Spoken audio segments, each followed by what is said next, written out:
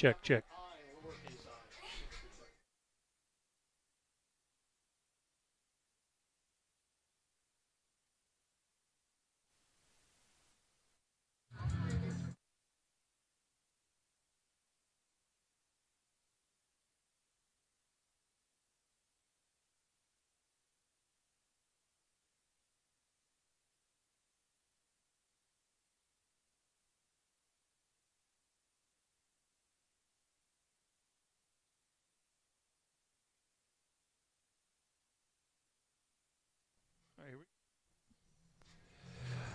Hello, everybody, and welcome to Springville High School, home of the Springville Tigers, where tonight the Tigers will take on Southside Gadsden.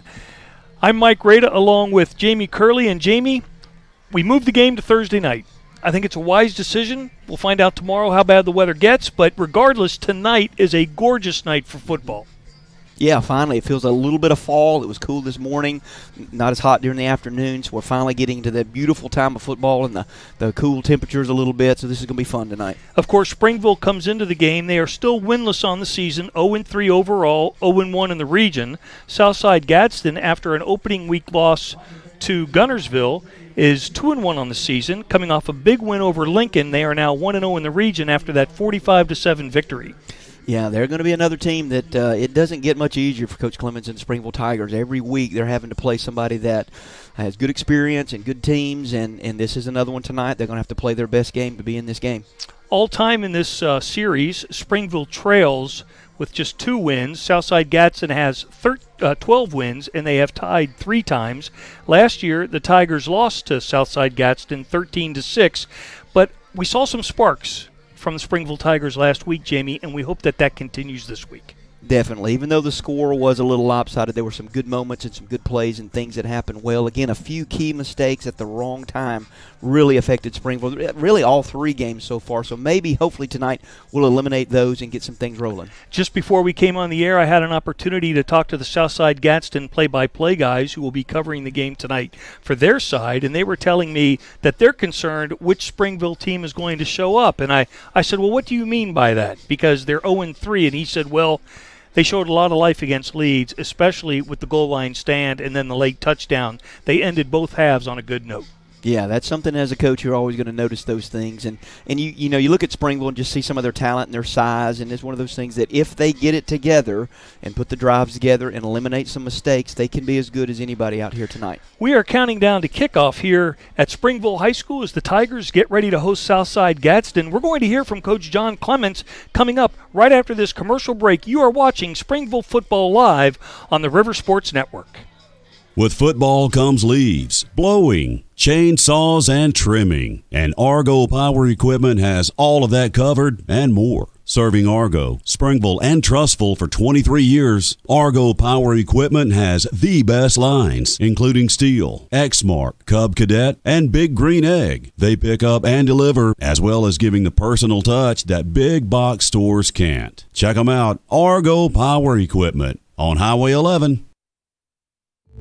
Jake from State Farm. I would like to formally extend my gratitude for the Russell rate on my insurance. Do you mean surprisingly great rates from State Farm?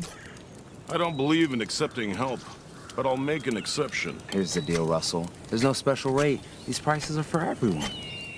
Consider us square. I made that from memory. I know your face that well. For surprisingly great rates and great service, call State Farm agent Bart Perry in Pell City. Like a good neighbor, State Farm is there. Your exclusive Bobcat dealer for East Central Alabama is Bobcat of Gadsden, and they're a full-line Bobcat dealer for construction and agriculture. They specialize in parts, service, sales, and rentals. And right now they have up to $3,000 in rebates on new purchases and great financing rates. Bobcat of Gadsden, same-day delivery on rentals, factory-trained service technicians, and they're ready to serve you. Call 256-563-4001. Odenville Auto Parts, your local CarQuest dealer. Hey, this is Shane. If you're looking for a great deal, I've got the answer. We sell everything you need for off-road fun. We've got a bunch of ATV and dirt bikes in stock, specially designed for children and beginners, and they're priced to sell. We also have a fantastic selection of fly helmets, tires, and accessories, and we give a great warranty. Layaway and financing available. So come see us at Odenville Auto Parts next to the Pig in Odenville, 629-9111. By the way, we also sell auto parts. Did you know domestic abuse often happens in a cycle of power and control? The pattern starts calm and things feel normal. Then in many relationships, tensions build, often leading us to domestic violence incident. These incidents involve emotional and physical abuse. Typically, the aggressor attempts to dominate the behavior of their significant other. Our cycle continues with an apology, reconciliation, and a promise that this will never happen again, yet the cycle continues. We are not immune to domestic abuse in St. Clair County. During the COVID months alone, we experienced a 300% increase in domestic violence arrests. Help us stop this deadly pattern. Whether you need electrical services for your home, business, or industry, Gospo Electric can take care of all your electrical needs. Exterior lighting, interior light fixtures, ceiling fans, installation and repair, landscape lighting, service upgrades, and more. Licensed, bonded, and insured, Gospo Electric goes beyond customer service. It's about professionalism and integrity. 205-703-6777 or visit GospoElectric.com. When you need a pro, call Gospo. Hello, everyone, and welcome in to the John Clements Springville High School Football Coaches Show. I'm Mike Rada, along with the coach, coming to you from Argo Hardware, a proud sponsor of Springville High School football. Coach, how you doing today? Doing pretty good, Mike. Let's talk about the change in game time from a Friday to a Thursday. 1 day less preparation. What kind of problems does that present? Really, Monday was a problem too. I mean, we had Labor Day and we came in early in the morning and it rained the whole day. So you think about 2 wash days. But our kids are resilient, man. They went in that gym Monday and did a really, really good job of what we needed them to do. It was a lot for a Monday, especially being inside. But we made the call to move it to Thursday. We feel like the weather's going to be a pretty bad situation Friday, so it was a good opportunity for us to play in front of our home crowd in some good weather and maybe give us a little better shot. What are the mechanics of a decision like that? I mean, how many people have to be notified? Who has to give the final the say-so? What goes into that decision? There's a lot more people than I thought. I found that out pretty quick. But Greg Moore and our administration did a fantastic job. I made one call to him first. Hey, what do you think? He went to talk to Coach House, our athletic director, who also had to move his game because they have a volleyball game tomorrow too, so they had to move that up. So it was a lot of people pulling the rope in the right direction, and I appreciate their help. Would that decision have been made 40 years ago, do you think? And I'm not so sure it would have been. Yeah, I don't think everybody had James Spann 40 years ago. Like now we all know when it's coming. It's a lot, but it's a safety issue. People coming to the game, people going home after the game, the kids driving home after the game. It's a better deal. It's the right call to make, and I'm glad we have the people at Springville to make the move. What other problems does moving a game a day early present to you? I don't know if it's really problems more than it is just the anticipation level rises a little bit because you're 1 day closer. And today it was a great day at practice for us. That was something I was really worried about how today was going to go because we're trying to squeeze a Wednesday and a Thursday into 1 day. But the kids did a fantastic job, so I'm excited about it. Let's look real quickly back to last week. I don't want to dwell on it, but 41-13, the final score against Leeds. Good ball club. Yeah. They ran for a lot of yards, 460 plus or 70 plus. But I know that you're going to see the positives that came out, because 41-13 sounds bad, but I mean it is bad. Yeah. But on the other hand, you made progress. Yeah, I mean we talked about it at the game the other night. It's 13-6. We get a huge stop. They try to fake a field goal. We get a huge stop there. And then the next play we turn right around and give it back to them. And then they score 2 plays later. All of a sudden, boom, here it is, and we're down 27-6 now. And it was just, I don't know if we really recovered from that, but then you get right there before halftime, they're fixing to punch it in again. And somewhere down in there, our kids found it. They got to stop right there, and that gave us a lot of momentum going into halftime. We got to realize when the game's being played. You know, play in the moment, enjoy the moment, control the moment, and that's kind of something we talked about all week. Just know when that moment is and thrive in it. I know after the game you talked a lot about the guts that your team showed, and they could have easily folded the tent, but they didn't. No, that's not who they are. That's not, you know. Even as young as they are. Yeah, and I think that has a lot to do with the people that we surround them with, the men we surround them with, the determination that they have, the resiliency that they have is starting to bleed into our team. And that's a cool thing to sit back and watch as the head coach, to see that the people that are around them every day, they're starting to kind of take that attitude. You know, I can't be the only guy to do it all the time. So, you know, the assistants are doing a really good job. And I think it's our teachers in our building, it's our administration, it's the people in our community. Everybody's behind these kids, and our kids know it.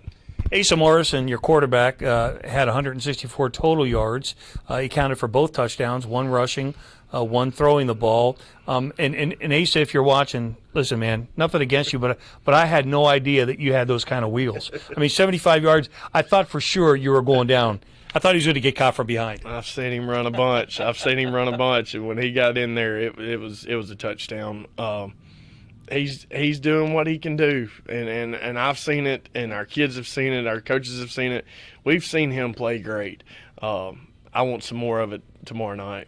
Offensively, what other players stood out for you? I know Amari Cash seems to be coming into his own. Yeah, Jamari's doing a really good job for us. Him and Malin together are a good 1-2 punch. You know, I think Noel Cox is still doing his thing. Colin had a good game the other night. Our offensive line's playing better. They're not playing great yet, but there's still some continuity there that we're working through. But I thought overall, I know what the score says, but as far as an execution plan and us going back and watching the tape, we did a lot of good things. So I'm excited to see where we progress to tomorrow. Defensively, who stood out for you? Jake Connor. You know, how many tackles did he have? More than I could count. He was just always around the ball. And that's something that we need him to play good. You know, we need some other guys to start stepping up a little bit. You know, I thought Cody Ingram, who's probably the smallest kid on our team, but he plays field corner for us. He was the guy that made the stop down there on the goal line. Nobody knows that. No, that didn't. Nobody called his name. You know, whatever. But that was a guts play. And I think they're starting to play with a little chip on their shoulder. You know, it's kind of like that we're getting picked on a little bit, and eventually you get enough of that. So maybe we're starting to turn the tide a little bit. Well, you stay in region play this week with Southside Gadsden. And coming up on the John Clemens Show, we're going to talk about this week's opponent on Thursday night. Remember, it's a Thursday night game, so as you watch this, remember to come out to Tiger Stadium on Thursday night to watch the Springville Tigers. We'll be back with more from Argo Hardware right after this.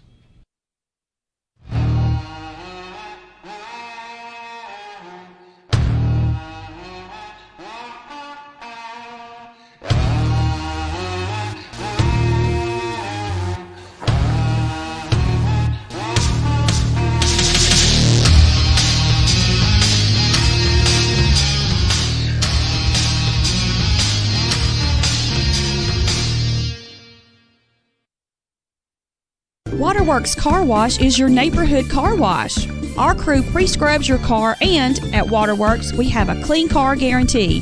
Free vacuums, free mat cleaners, and free air freshener. There's car washes for every budget, but make sure to ask about the Works monthly plan. For just $40, you get unlimited washes to keep your car shiny and happy. Open 7 days a week next to Walmart in Springville. Your car will absolutely love Waterworks Car Wash. Since 1944, the Crawford Skinner Agency in downtown Springville has been insuring families and businesses. And the Crawford Skinner Agency represents many different insurance providers. And our staff of Brian, Alyssa, Megan, Sid, and Michelle will help you with your home, auto, and business insurance. Call today, 205-467-6777, or visit CrawfordSkinner.com. Methamphetamine use is a major issue in St. Clair County. At the end of 2021, our local police departments and sheriff's office saw a 60% increase in methamphetamines, with the St. Clair County Drug Enforcement Unit seizing over 4,300 grams. Meth is the most readily available drug in our state. With most of Alabama's meth coming from the southern border, we must take a hard stance to protect St. Clair County and its citizens. If you suspect drug activity, call your local law enforcement agency at 911. If you are struggling with addiction, call 1-800-662-4357. This is Senator-elect Lance Bell. I want to thank you, the citizens of Senate District 11, for giving me the opportunity to represent you in Montgomery. I am so excited about this time of year as we watch our football teams, cheerleaders, and bands as they perform on the field. And parents, I'm not forgetting about you. That's what's great about Alabama. I'm Senator-elect Lance Bell, and thank you for the privilege to serve you in Montgomery. Over the middle, and hey, that rookie corner? We were boys in college. For real? Well, I'd see him on campus a ton. Oh, yeah? I'd say, hey. He'd say, what? What's up? Because he usually was listening to music, because he loves music. You guys probably don't know that about him. You know, we're friends. Welcome back to the River Sports Network. I'm Mike Rada, along with Springville head coach John Clements. And John, as we look at Southside Gadsden High School, Thursday night's opponent, we look at their record. They're 2-1 overall, 1-0 in the region, and they've had a couple of big wins. Yeah, I mean, Miles Holcomb, their head coach. He's a good friend of mine and somebody that I didn't even know in the business until last year. He's doing a great job with those kids. They play really, really hard. You know, they had a huge win last week at Lincoln. They're going to be a tough test for us. And, you know, we played them last year pretty good. It'll be a battle again this year, so we'll see what happens. I think they're averaging 35 points a game, giving up about 12 points a game. So they're getting it done on both sides of the ball, it seems like. Yeah, I mean, the quarterback, you look at him first. I mean, he's very, very effective, and he's good at what they do. They give him a lot of opportunity to run with the football and throw the football. He's got some good cats around him, 23s at running back. Number one, the receivers, probably one of the most talented kids we've played all year. And then you flip over there to defense, and 21, the nose guard, immediately stands out. Just so disruptive in the backfield. So it's going to be a challenge for us. But I mean, they got some good players, but I think we got a pretty good plan going in.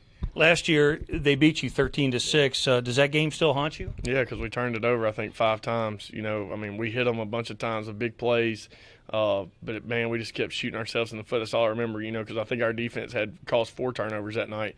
They couldn't hold on to it. We couldn't hold on to it. But they made one more play than we did. I think our kids remember that. Our kids knew about it. That was when we let it get away. That's kind of probably one of the reasons why we didn't get in the playoffs last year. So we still got that in the back of our mind. Gage Neesmith is their quarterback. Yeah. He's the guy who makes them go. Talk a little bit about the challenges that he presents when you have to defend him. Yeah, I mean, he's probably one of the better quarterbacks we'll see all year. He was a good one last year as a 10th grader. You know, this year he's a junior. He can really spin it, man. He can flip it probably as good as anybody I've seen in a long time. But he can also run that thing too. You know, last year they didn't do it as much, I think, because he maybe was a little younger. But he's starting to mold into that a little bit as being able to run the football. So it presents a tough challenge for the defense. They also have a running back who gets a lot of yards.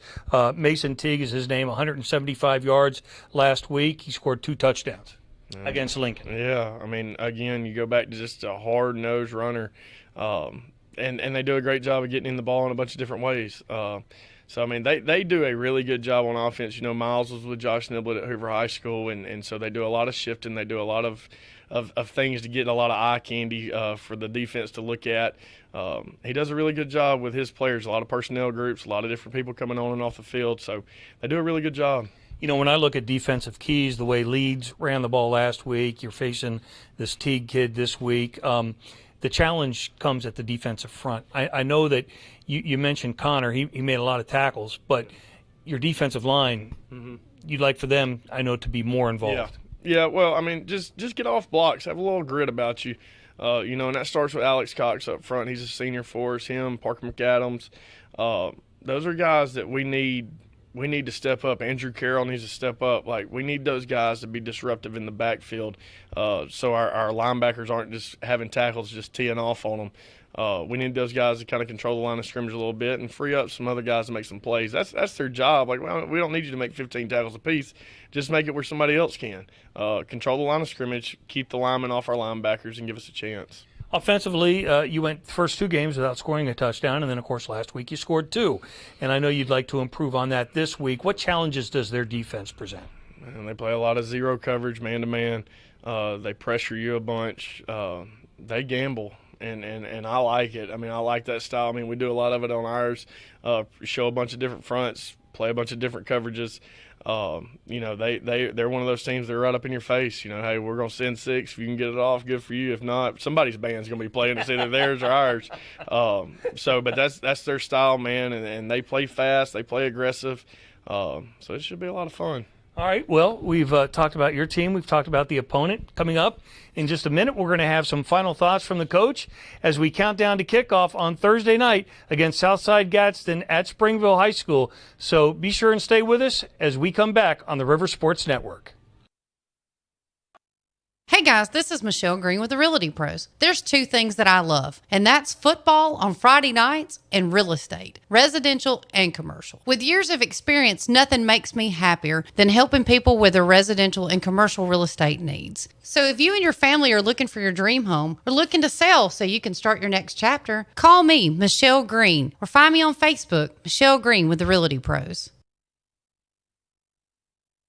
Argo Hardware has been family owned and operated for 9 years, and we have made it our primary mission statement to put the customer first. From a seasonal market outside to snacks and drinks inside, electrical, plumbing, feed, and so much more. We desire to be your one-stop shop in Argo, Springville, Trussville, and all surrounding areas. Hi there, I'm Glenn Waldrop with Argo Hardware, where our family is taking care of yours. Since 1997, you've trusted taking your 4-legged, furry family members to the Argo Animal Clinic. Dr. William Johnson and Dr. Philip Gleason and the Argo Animal Clinic offers a wide range of veterinary services, from pet wellness and vaccination programs to pet surgery, including spay and neutering. Argo Animal Clinic can also diagnose and treat health conditions, even pet dental cleanings. Call 205-655-5350. It's game day, and from all of us at Bucks Island, from the Loft Tackle Store, from the team in service, from the team in parts, from the sales team, from the Bucks Island family. Good luck and go get 'em, boys. Treating our customers the way we want to be treated since 1948. BucksIsland.com or call 1-800-I'm-READY. Let our team help you win on the water. Okay, what's your favorite sauce? Can't ask me that. It's like asking someone who their favorite kid is. So you're saying you love all 26 of your little babies equally? Yes, but only that sweet, sweet honey barbecue is going to private school. I knew you had a favorite. Can I have a wing? Nope.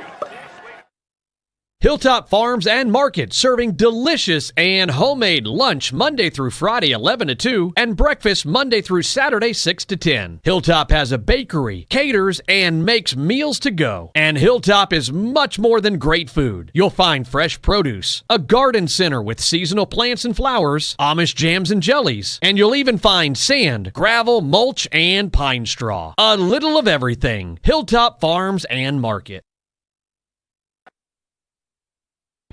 Welcome back, everybody, to Argo Hardware, site of the Springville High School Football Coaches Show. I'm Mike Rada, along with John Clements here on the River Sports Network. And, John, as we count down to kickoff now, what is the injury report for this game? Are you guys in good shape? Yeah, I mean, I think everybody's going to be pretty good. We got Landon McKendry, a backup D lineman for us. He's been a little banged up with his ankle, but for the most part, everybody's good. Asa had a pretty tender ankle after the game.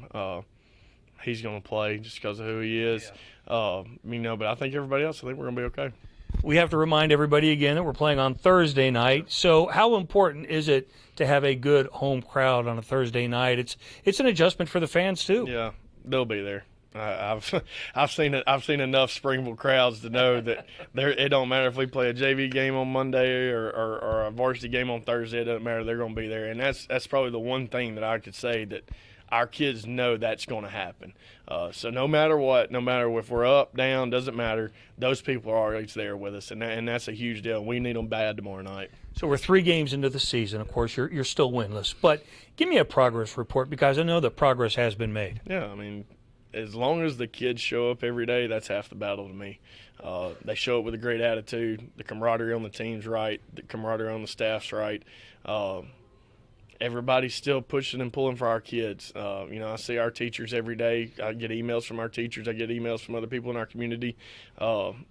They're always going to be behind our kids, and that's something that makes our town special, makes our place special. And I think as long as we keep doing that, kids keep pushing, keep hitting the clock every day, we're going to be fine, And that's the one thing. Like I was telling Dr. Moore today, like practice has been great. Yeah. The energy's great. All that's great. I'm ready to see it be great on Thursday night. Well, now it's Thursday night, but it needs to translate. I want some other people to see what I get to see every day. Well, I trust you when you say that it's going to happen. I have to trust you because I've seen the attitude of the kids up close, and it is special. So what can we expect from the game?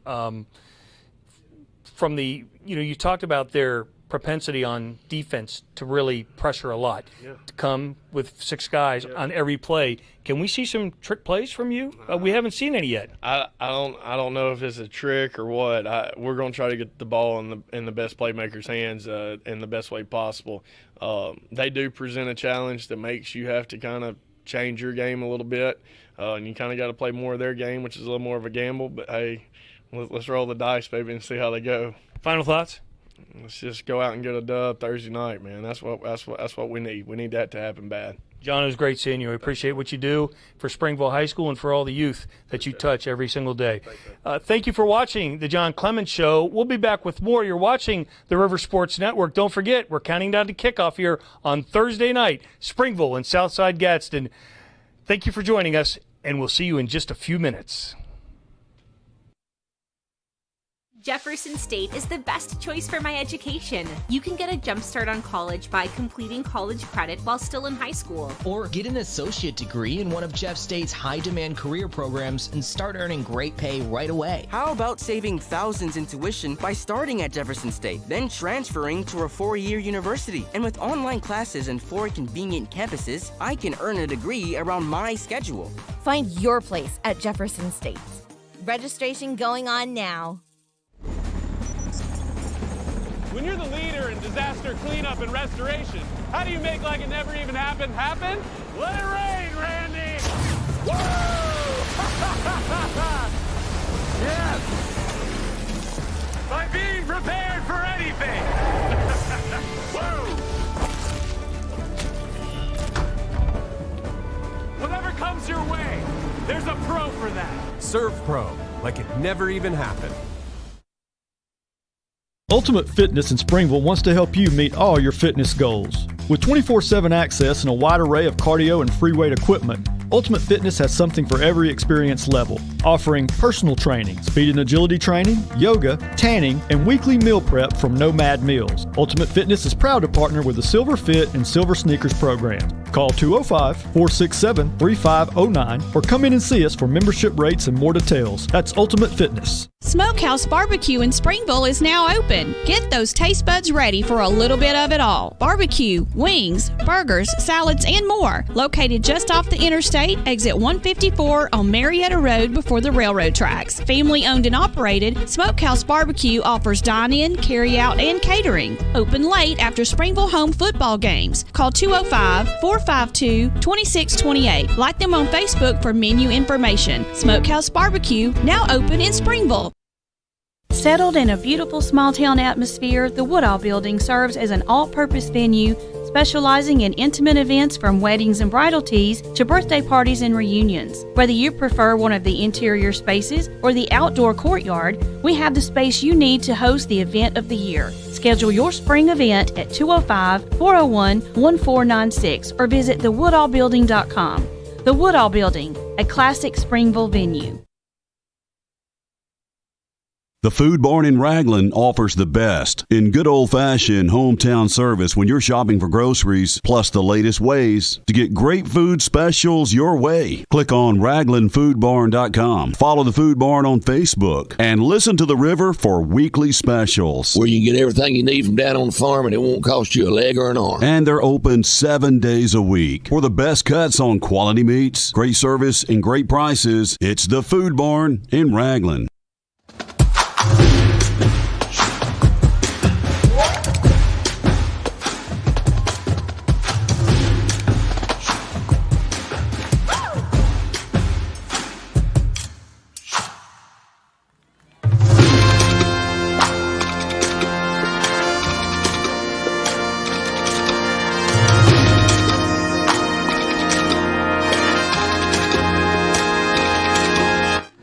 welcome back live to Tiger Stadium, Springville, Alabama, home of the Springville Tigers, where tonight the Tigers take on the Southside Gadsden Panthers. And Jamie Curley, how about the starting lineup tonight for the Springville Tigers? Yeah, here we go. This is the probable starting lineup for the defense here. At our defensive tackles, it'll be number 53, Spencer Stewart, and number 1, Alex Cox. The defensive ends will be number 27, Andrew Carroll, and number 9, Parker McAdams. Our linebackers will be 34, Cole Black, 48, Jackson Wildinger, and 22, Cole Tittle. I think he's probably leading the team in tackles. Hopefully he'll have another good night tonight. At our cornerbacks, we will have number 20, Cody Ingram, and number 3, Brady Seaman will be out there. Also at our free safeties will be number 7, Jake Connor. He's also all over the field. And then number 29, Tucker Case. That will be our probable starting defense. Always a few filling in there. On offense here, again, starting in for offense, number 15, Asa Morrison at quarterback. Hopefully he'll have another good game tonight.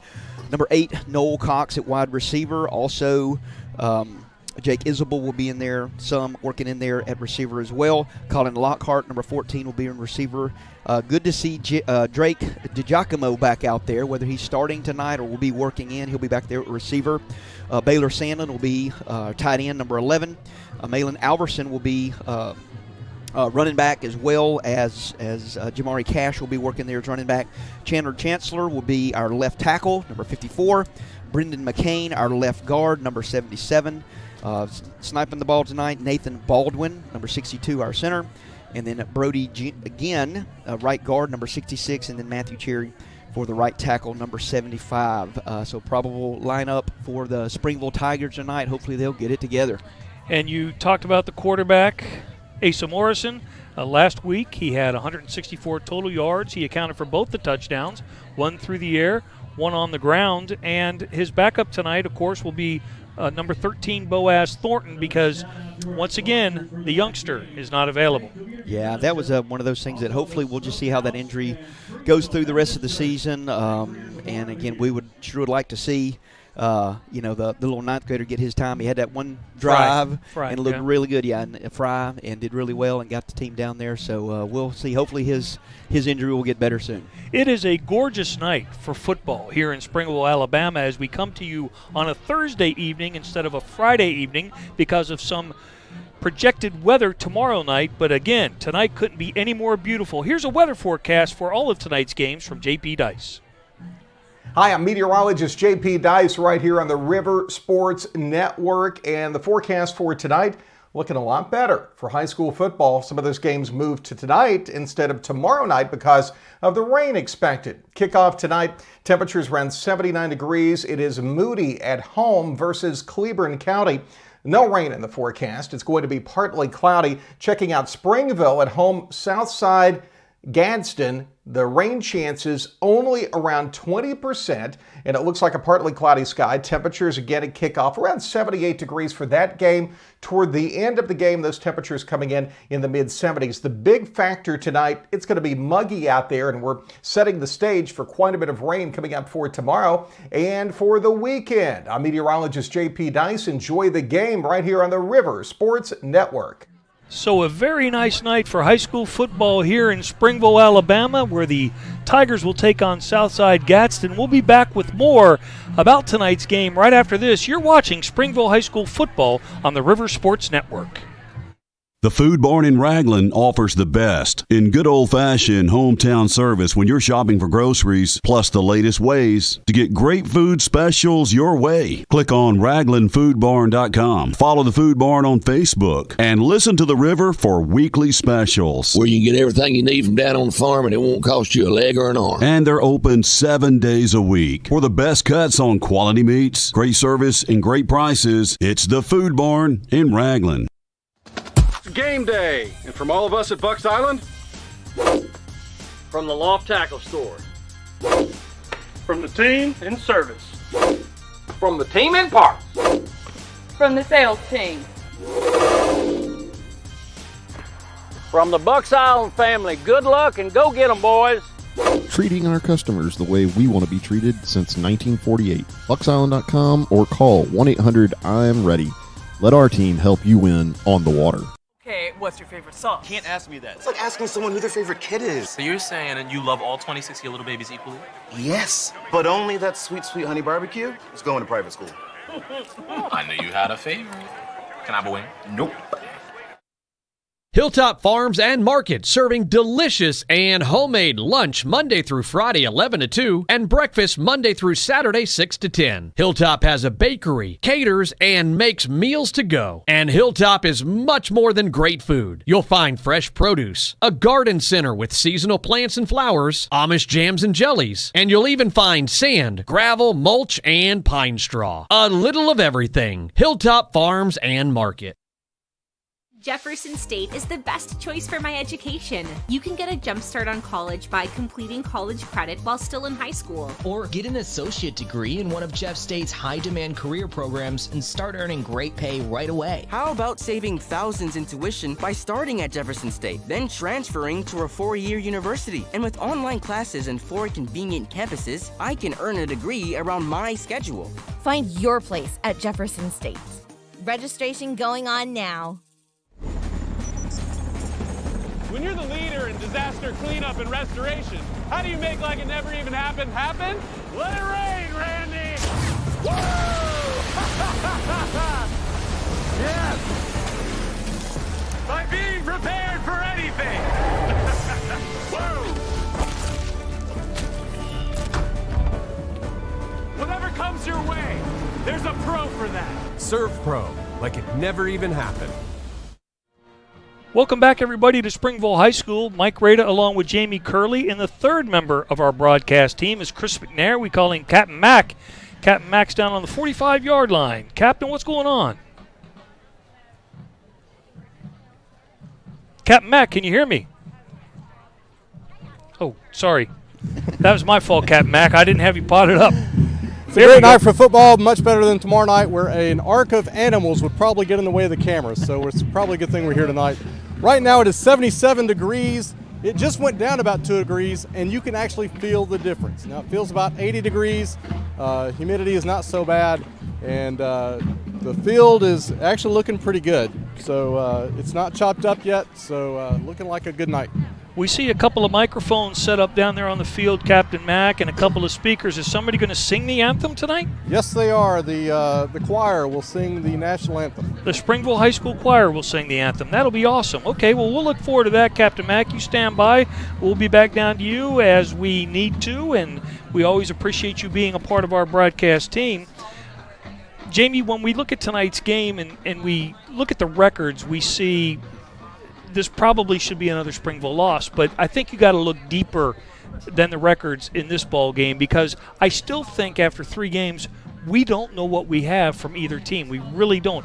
Even though Southside Gadsden has 2 pretty impressive wins and Springville hasn't won a game, I still think both teams are trying to find themselves. Definitely early in the season. You know, anything can happen on Friday night, Saturdays, Sundays. Even in the NFL, you see some teams that, you know, don't seem to be having things together, and all of a sudden it all rolls together for 4 quarters. And hopefully that'll happen tonight for Springville. We've seen some sparks of greatness where they do some things really well, but again, some key mistakes at the wrong time. It's not just the mistake, it's mistakes at the absolutely worst possible time for them to happen. So hopefully Springville can eliminate those. And again, with Southside, lots of talent, lots of speed. They look great running out here on the field. So, again, hopefully it'll be a good ball game tonight. We always want to see that, and we'll see what both of these teams can do for 4 quarters. You know, I talked with Coach Clements about the Thursday night game and having one less day of preparation. He didn't seem to be too concerned. What are your thoughts about that? You go into practice on Monday and you're expecting to play Friday, and all of a sudden Wednesday you find out that, well, we're not going to play Friday, we're going to play Thursday. And as a player, how do you adjust? As a coach, how do you adjust? Well, I've had to do this on both sides. We've had some games before we've moved up when I was playing and then when I was coaching as well. And it's just one of those things that you know the other team is in the same boat with you. So whatever happens, anytime your kids will say it's cold outside or the field was wet, well, the team you're playing has to do the exact same thing. So, yeah, it cuts down a little bit of your prep time. But I always was okay with it because to me it gets the game going. You get it, go ahead and get it out of the way so you can go scout somebody tomorrow night and go see what they're doing. But, you just do it in because that's what the job requires for this week, and you lose a little bit of your prep time, but then again, so does the other team. As I mentioned, I was speaking with some of the Southside Gadsden play-by-play guys before the game and before we went on the air, and they were talking about their team, and they were saying, and I asked them about the quarterback, Gage Smith, number 10. He's rated, I believe, as a number 5 dual-threat quarterback in the state of Alabama, but they were saying that the guy who really makes them go is the running back, Mason Teague, and as you know, Mason Teague had about 175 yards and 2 touchdowns last week against Lincoln. Yeah, he's definitely one that is going to give us trouble tonight, and if you look over the past couple of games, the running game against Springville defense has not been where Springville needs it to be. Last week, Leeds ran for 200 yards or so, did quite a bit. So one of those things, definitely the linebackers, Cole Tittle and those guys are really going to have to step their game up tonight to try to eliminate the Southside Gadsden running game, make them throw the ball. You see the band making its way to their place in the stands, or maybe they'll take the field to help with the national anthem. We're looking forward to hearing from the Springville Choir as they sing the national anthem tonight as we count down to kickoff here from Tiger Stadium, the Springville Tigers hosting the Southside Gadsden Panthers on the River Sports Network. Hey guys, this is Michelle Green with the Realty Pros. There's 2 things that I love, and that's football on Friday nights and real estate, residential and commercial. With years of experience, nothing makes me happier than helping people with their residential and commercial real estate needs. So if you and your family are looking for your dream home or looking to sell so you can start your next chapter, call me, Michelle Green, or find me on Facebook, Michelle Green with the Realty Pros. Argo Hardware has been family owned and operated for 9 years, and we have made it our primary mission statement to put the customer first. From a seasonal market outside to snacks and drinks inside, electrical, plumbing, feed, and so much more. We desire to be your one-stop shop in Argo, Springville, Trussville, and all surrounding areas. Hi there, I'm Glenn Waldrop with Argo Hardware, where our family is taking care of yours. Since 1997, you've trusted taking your 4-legged, furry family members to the Argo Animal Clinic. Dr. William Johnson and Dr. Philip Gleason and the Argo Animal Clinic offers a wide range of veterinary services, from pet wellness and vaccination programs to pet surgery, including spay and neutering. Argo Animal Clinic can also diagnose and treat health conditions, even pet dental cleanings. Call 205-655-5350. It's game day, and from all of us at Bucks Island, From the Loft Tackle Store. From the team in service. From the team in parts. From the sales team. From the Bucks Island family, good luck and go get 'em, boys. Treating our customers the way we want to be treated since 1948. BucksIsland.com or call 1-800-I'm-READY. Let our team help you win on the water.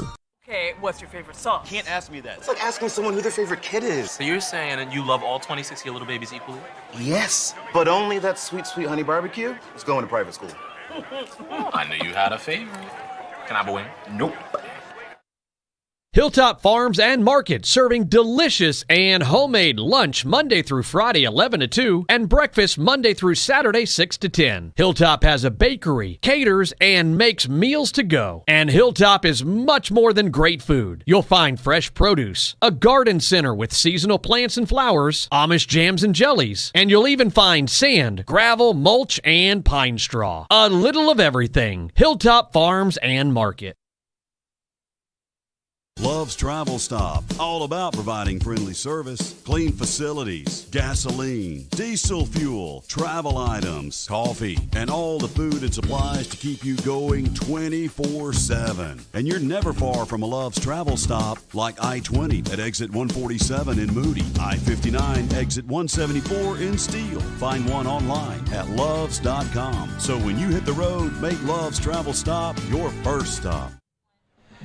If they sound as good as they look, I'm looking forward to the national anthem tonight. I assume that is the Springville High School Choir out on the field, gathered on the sideline at the 50-yard line. And it's so interesting because you see obvious choir members, and then you see band members who are look to be in the choir, and then you see number 50, a ninth grader, I believe. What's his name? That is Caleb Adams, linebacker. Caleb Adams, a linebacker, doesn't have his pads on, so I don't. It doesn't sound like he's gonna, or it doesn't look like he's gonna get much action tonight. He'll get more action before the game than he does during the game. But see, I used to love, Jamie, I used to love going to the small schools. And, of course, Springville doesn't qualify. Yeah. Well, they used to in the old days. But I used to go to these 1A schools or these 2A schools, and I'd fly in, and it'd be at halftime, and the band would be on the field, and there'd be about, 17 kids in the band, and 2 of them would be football players. So the rest of the team is in the locker room getting chewed, because they're down 3 touchdowns. But then the 2 kids on the football team are out there in the band, one playing the saxophone and the other playing the clarinet. That would be awesome. I don't know if I got to see that, but that would be cool. That was cool. It really was. And the choir now making its way out to get positioned behind the microphones on the field. And again, I think this is going to be cool. This is different from what we normally see at a high school football game, and it's nice to be able to spread the wealth and let other students participate on a Friday night. Of course, tonight is Thursday, but in the Friday night type festivities, get everybody involved. Oh yeah, that's the beauty of Friday nights in Alabama. Just getting out here to the high school kids and giving them the opportunity to do what they can, whether it's band or dance or anything like that. Just that's the beauty of what we're doing this for. All right, so as we get ready to hear the national anthem, we'll defer to the choir director and count them down. The national anthem will be performed by volunteer members of the Springville High School Choral Program under the direction of Mr. Harrison Hornsby. At this time, please rise for a moment of silence, followed immediately by our national anthem.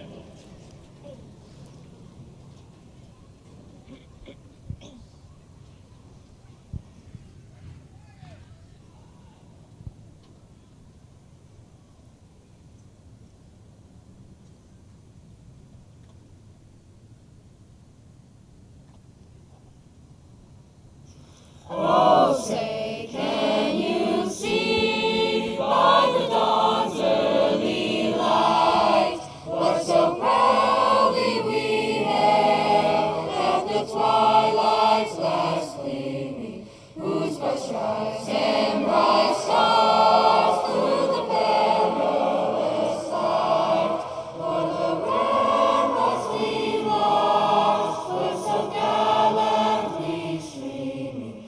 And the rockets were burned, the bombs were singing, gave proof to the night that our flag was still there.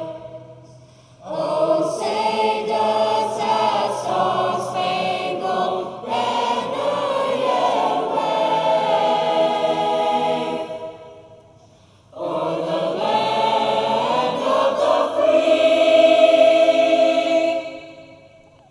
and the home of the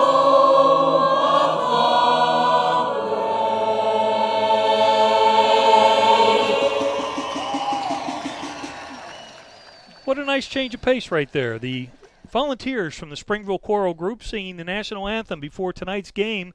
The Springville Tigers getting set to take on the Southside Gadsden Panthers. We'll be back with kickoff in just a few minutes. You're watching Springville football on the River Sports Network. With football comes leaves, blowing, chainsaws, and trimming. And Argo Power Equipment has all of that covered and more. Serving Argo, Springville, and Trussville for 23 years, Argo Power Equipment has the best lines, including Steel, Exmark, Cub Cadet, and Big Green Egg. They pick up and deliver, as well as giving the personal touch that big box stores can't. Check them out, Argo Power Equipment on Highway 11.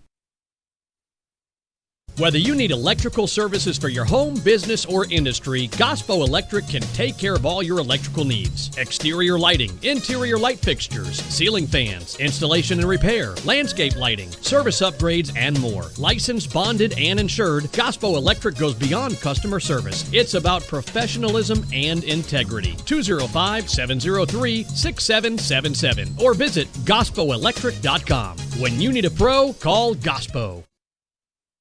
Waterworks Car Wash is your neighborhood car wash. Our crew pre-scrubs your car, and at Waterworks, we have a clean car guarantee. Free vacuums, free mat cleaners, and free air freshener. There's car washes for every budget, but make sure to ask about the Works monthly plan. For just $40, you get unlimited washes to keep your car shiny and happy. Open 7 days a week next to Walmart in Springville. Your car will absolutely love Waterworks Car Wash.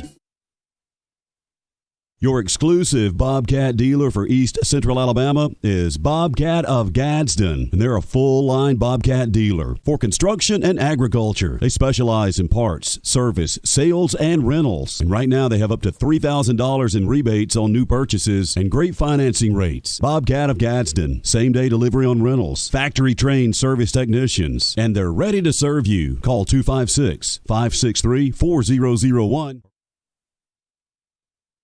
Odenville Auto Parts, your local CarQuest dealer. Hey, this is Shane. If you're looking for a great deal, I've got the answer. We sell everything you need for off-road fun. We've got a bunch of ATV and dirt bikes in stock, specially designed for children and beginners, and they're priced to sell. We also have a fantastic selection of fly helmets, tires, and accessories, and we give a great warranty. Layaway and financing available. So come see us at Odenville Auto Parts next to the Pig in Odenville, 629-9111. By the way, we also sell auto parts. Did you know domestic abuse often happens in a cycle of power and control?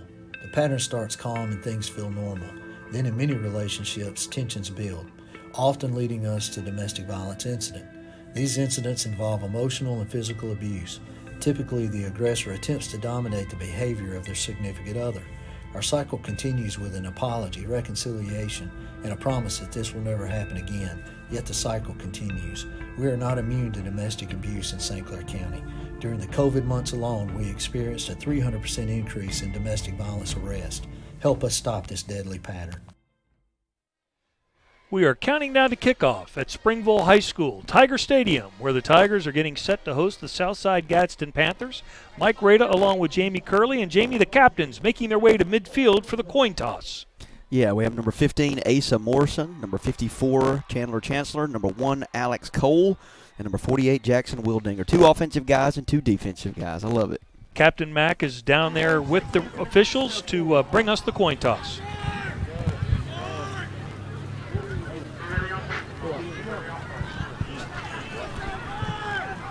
How you doing, gentlemen? I'm Mr. Burgess. This right here is Mr. Barry. He's going to be out here enjoying the game of football with you guys tonight. Good luck, guys. Good luck. Good luck. Hey, guys, first of all, congratulations on being chosen the captain. That tells us as officials that you guys are leaders. All right, part of being a leader tonight is helping us out with sportsmanship. All right, we got to have it. All right, you guys control that, or we do, and we do it with, only way we can do this with a flag. We don't like to do that, all right? So you guys control that, okay? Southside's our visiting team. They got a choice of a coin toss. I got a silver dollar here. That's tails. And that's heads. What are you going to call, young man? Say it loud or something. Just correct here. Tails. Our tails, guys. If I happen to drop it or flip it over my head, we'll reflip. And I've got tails. So you've won the toss. You know what your coach wants you to do? Defer. Southside's won the toss, and they've elected to defer. So you want the football this time, right? The Panthers have won the coin toss and have deferred to the second half. Your own Springville Tigers will be receiving the opening kickoff. Okay, so Southside won the coin toss. They will defer, so for the 4th straight week. Yes, it is. 4 times in a row we will get the ball. And let's see if we can do something with it this time. The Springville Tigers and Southside Gadsden Panthers getting ready to take the field tonight as the captains shake hands at midfield. The Springville Tigers will run through a sign that says, "Today's lesson, School Southside." The Southside Gadsden Panthers didn't bring a sign with them. They will just run out behind their cheerleaders who will be carrying flags. So Southside Gadsden is in their white tops with their black pants, white helmets. The Springville Tigers are in their home purple jerseys with their white pants and their white helmets. The officials meeting at midfield talking about final housekeeping, and here come the Panthers of Springville High School, Jamie, and it's almost time for Game 4 of the high school football season for the Tigers. Yeah, it's hard to believe that next week we'll be halfway through the season already. So, yeah, let's enjoy each week, and week 4, here we go. Well, it'll be a lot more enjoyable tonight if the Springville Panthers can get their first win of the season. Again, the Panthers 0-3 on the season, 0-1 in the region. Southside, meanwhile, 2-1 on the season. Their only loss to Gunnersville in the opening week, and they beat Lincoln last week to move to 1-0 in region play. Yeah, this was a big game because even if Springville can win this game tonight, it still, believe it or not, keeps them alive for the playoffs because it's not what you do in those other games. It's in the region game. So this is a big win or loss tonight for Springville because a loss will really put them in a terrible spot, but a win keeps them in the picture. Looking at game flow for the Southside Gadsden Panthers, if you're going to get to them, I think you're going to need to get to them early. They've only given up 1 touchdown in the second half this season. Yeah, they're very strong defense again, and you can just look at that from the stats that they're going to tighten it down. Apparently, the coaches do a great job at halftime of figuring out the weaknesses of the other team and really trying to exploit that. So, Springville definitely needs to do something here early, and that would be great anyway, just as a momentum and confidence boost.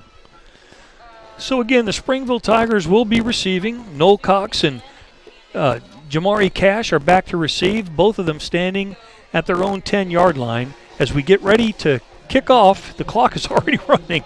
It's at 11:54. I think they're probably going to need to reset that. There wasn't a 6-second runoff for some reason, was there? I'm not sure what happened there. Somebody flipped the switch.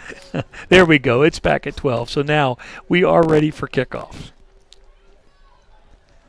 Again, a gorgeous night all over Central Alabama, but especially here in Springville where you can see the mountains from the stadium. And here is the kick to start off the 4th game of the season, and it is deep into the end zone and will go into the end zone for a touchback. Maybe that's a good omen because we've run the last 3 back, and we'll see what happens here. Get a good start on the 20-yard line and see what the offense and Asa Morrison can bring out.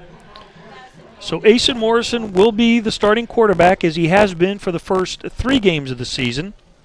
And we'll see who comes out with him in the receiver positions. Looks like Colin Lockhart is going to be out there. Jamari Cash is going to be in the backfield. Noel Cox. Noel Cox is near side, split wide. And that is Lockhart split far side. Split wide far side. And the handoff goes to Cash. And Cash hit right at about the line of scrimmage for a gain of maybe 1. Yeah, just a basic ISO play to the left right there. Trying to get a lead block. Had a little fullback look in there. Looked like Colby Ellis. Number 33 was in there for a fullback block. Didn't get to the linebacker on that spot. And, again, not much of a gain on that. So that'll bring up 2nd and 9 from the 21-yard line of the Springville Tigers. Just underway here at Tiger Stadium. The Southside Gadsden Panthers visiting the Springville Tigers tonight.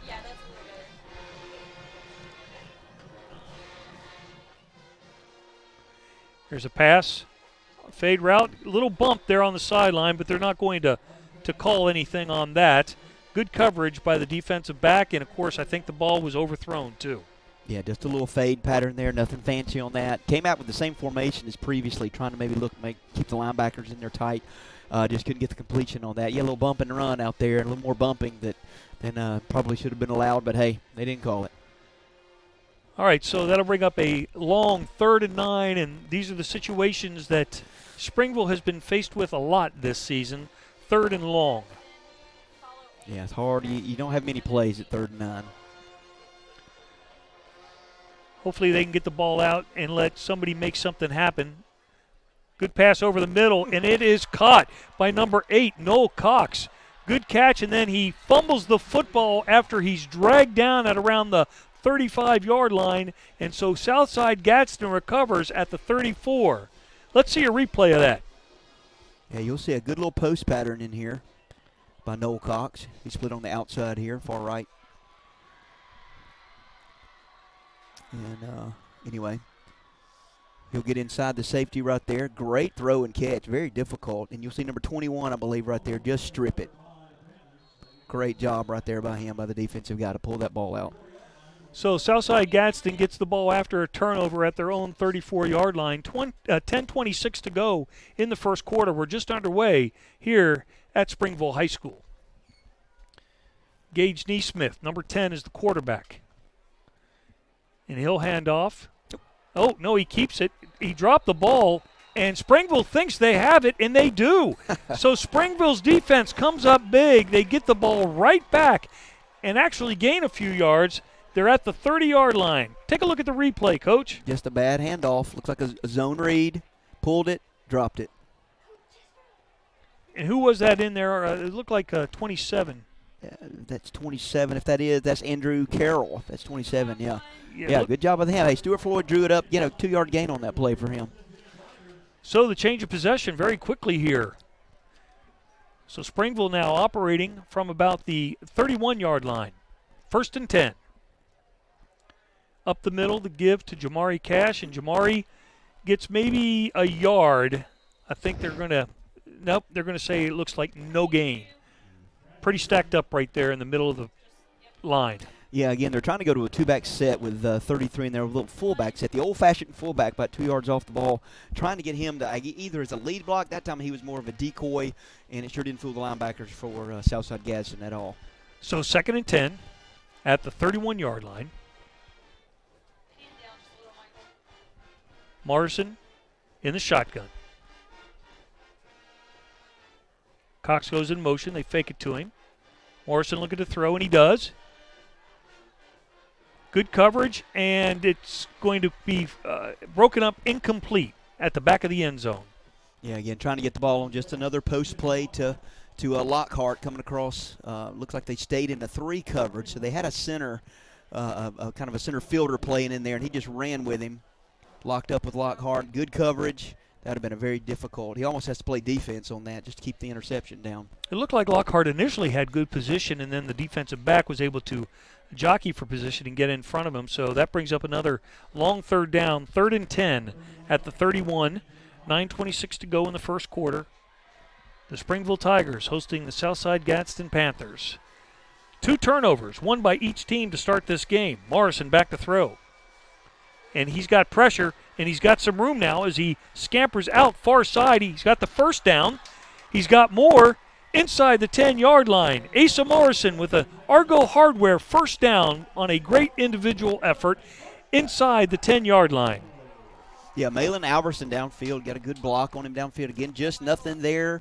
Asa does what he does best, scrambles. Cuts off down to the left a little bit. Got a good block back there. See Alverson with a little block down there, and he gets down there in great position. Good job by Asa keeping his eyes downfield, seeing it wasn't there, tucking it, and doing what he does, which is run. That was a 23-yard gain. Remember, he had a 75-yarder last week in the game against Leeds that went for a touchdown.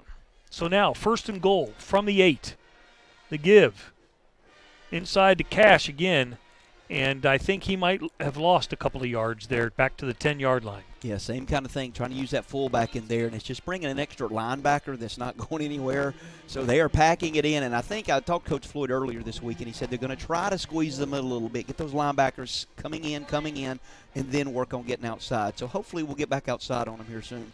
So 2nd and 10 for the Springville Tigers as they're inside the red zone, well inside the red zone at the 10-yard line. On 1st down, they lost a couple of yards. Let's see what they can do here. Jamari Cash still just to the left of Morrison in the backfield. And Morrison's going to keep it right up the middle. He's going to fight inside the 5 all the way down to the 2 or 3 yard line. Yeah, again, inside read right there, just a zone read. I'm not sure if that's a direct read or not, if he's actually reading the middle linebacker on that. You always have to count your middle linebacker and read him, or if it's just a straight keep, I'm not sure. But whatever he did was the right decision, kept the ball, and just fought as far as he could to get downfield. So it's the 3 yard line is where they mark it. So that'll bring up 3rd and goal from the 3 as we are now at about the 7:30 mark of the first quarter. Again, this time, Cash goes in motion, and it's going to be Morrison again, and this time he is wrapped up with no gain at all. So it'll bring up a 4th and goal now from the 3 for the Tigers. Yeah, that's going to be tough there because they're packing it in. That's just a straight quarterback draw right there. There was no fake, nothing trying to fool anybody on that play. So Coach Floyd here, offensive coordinator, needs to pull something out of his hat right here. You don't have to get much. But you're backed up a little bit. You lost some yardage on that one right there. So he needs to try to figure out, probably look for a rollout, get Asa the option to pass or run. So Peyton Griffin will stay on the sideline. He, of course, is the Springville kicker as they will go for it on 4th and 3 with 6:45 to play in the first quarter. No score, but the Tigers threatening right here and it looks like they're going to call a timeout. They want to talk about this. They want to make sure they get this play right, Coach, and we'll get it right after this. You're watching Springville football on the River Sports Network. This is Senator-elect Lance Bell. I want to thank you, the citizens of Senate District 11, for giving me the opportunity to represent you in Montgomery. I am so excited about this time of year as we watch our football teams, cheerleaders, and bands as they perform on the field. And parents, I'm not forgetting about you. That's what's great about Alabama. I'm Senator-elect Lance Bell, and thank you for the privilege to serve you in Montgomery. Over the middle. Hey, that rookie corner? We were boys in college. For real? Well, I'd see him on campus a ton. Oh, yeah? I'd say, hey. He'd say, what? What's up? Because he usually was listening to music because he loves music. You guys probably don't know that about him. You know, we're friends. So the Springville Tigers called timeout to talk about this big fourth down play, and it looks like they've decided to go ahead and go for it instead of kicking it and, as you say, take the points. Although I don't think the points were guaranteed, Coach. No, they never are. So here's the snap. Morrison rolls to the right. He's going to keep it, and he's not going to get in. So what we have here, Coach, is on a 4th and 3, they try to roll something out. It looked like they wanted to throw it. No one was open, so he tucked it and went down to the 2-yard line, and that's where Southside Gadsden's going to take over. Yeah, and it's not the end of the world. The team's got a long way to go, so as long as you make them earn their position down here, it's not the end of the world to go for it. But I'm always one of those, get down close, get your points. But, hey, you saw something, it just didn't work out. Asa tried his best to get in that end zone. So at the 2, Southside Gadsden takes over.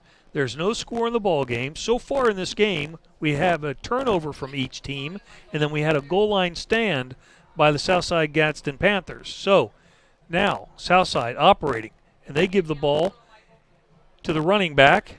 That's number 23, Mason Teague, and Mason Teague with a decent gain out to about the 10-yard line. Yeah, again, just a little ISO read there. We handed the ball to the left. Quarterback takes off to the right. So every now and then the quarterback's going to keep that ball and run. So keep an eye on that play right there. But, hey, Teague got good yardage on that. Anytime your free safety makes a tackle, that's not good for your defense. Remember, Teague had 175 yards last week against the Lincoln Golden Bears. Again, he gets the ball this time. Another first down, and he's got a lot of room. And, Coach, he's got wheels. Avoids the shoestring tackle all the way down to the 15-yard line. Huge gain.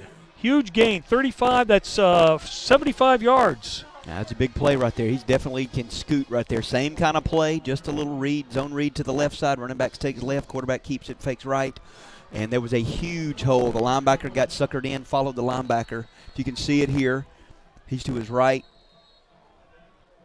Hand the ball off to the left. Quarterback goes there. The linebacker got sucked down inside. And he's gone. Thank goodness for the safeties. We're in position right there. Slowed him down enough right there so we could come in and make a tackle at the end. So that looks like it's going to be a hydration timeout now. You're watching Springville football live on the River Sports Network. Argo Hardware has been family owned and operated for 9 years, and we have made it our primary mission statement to put the customer first. From a seasonal market outside to snacks and drinks inside, electrical, plumbing, feed, and so much more. We desire to be your one-stop shop in Argo, Springville, Trussville, and all surrounding areas. Hi there, I'm Glenn Waldrop with Argo Hardware, where our family is taking care of yours. Since 1997, you've trusted taking your four-legged, furry family members to the Argo Animal Clinic. Dr. William Johnson and Dr. Philip Gleason and the Argo Animal Clinic offers a wide range of veterinary services, from pet wellness and vaccination programs to pet surgery, including spay and neutering. Argo Animal Clinic can also diagnose and treat health conditions, even pet dental cleanings. Call 205-655-5350. After a 75-yard gain by Southside Gadsden's Mason Teague, the Panthers have it at the Springville 15-yard line and threatening right here after Springville was stopped on a 4th and goal from the 3. That's a run play that the defense does a nice job to stop. Yeah, that was the zone read to the other side, trying to go to the right side, quarterback keep it to the left. Again, that's the option play where the quarterback has an option to read that, whether they're designed to hand it off automatically or they're actually reading that middle linebacker, outside linebacker, who the call is. But again, you're going to see the quarterback keep that ball some. He's a big old thing, 6'3". You're going to see him run a little bit. And Mason Teague, after taking a play off, is back in. He has 83 yards on this drive, and those two plays from the 2 and then again from the 10. So now Springville has it, 2nd and 9. A little dump off to number 1, Cody Roberts, and Roberts cruises into the end zone, and Southside Gadsden takes a 6-0 lead. Yeah, nice little play call here, just a little bubble out to the left. You got 3 white jerseys blocking 3 purple jerseys, and they did a really good job with that. It's a good call right there. Got us outlined a little bit. Again, you'll see him come in motion. So you got a 4th receiver out here, 3-on-3. Got an inside block, outside block. Free safety getting it over the top. That's a 14-yard touchdown that puts Southside Gadsden on top, 6-0, trying to add the extra point to make it 7. And, Jamie, we talked about it right before that 4th down play for Springville at the other end of the field when you said you got to get the points here because, Lord forbid, you don't get anything and then they come down and score, and that's exactly what happened. Yeah, well, I hate to see that. We'll see what the extra point does here, and that's just a deflator of energy. Extra point is good.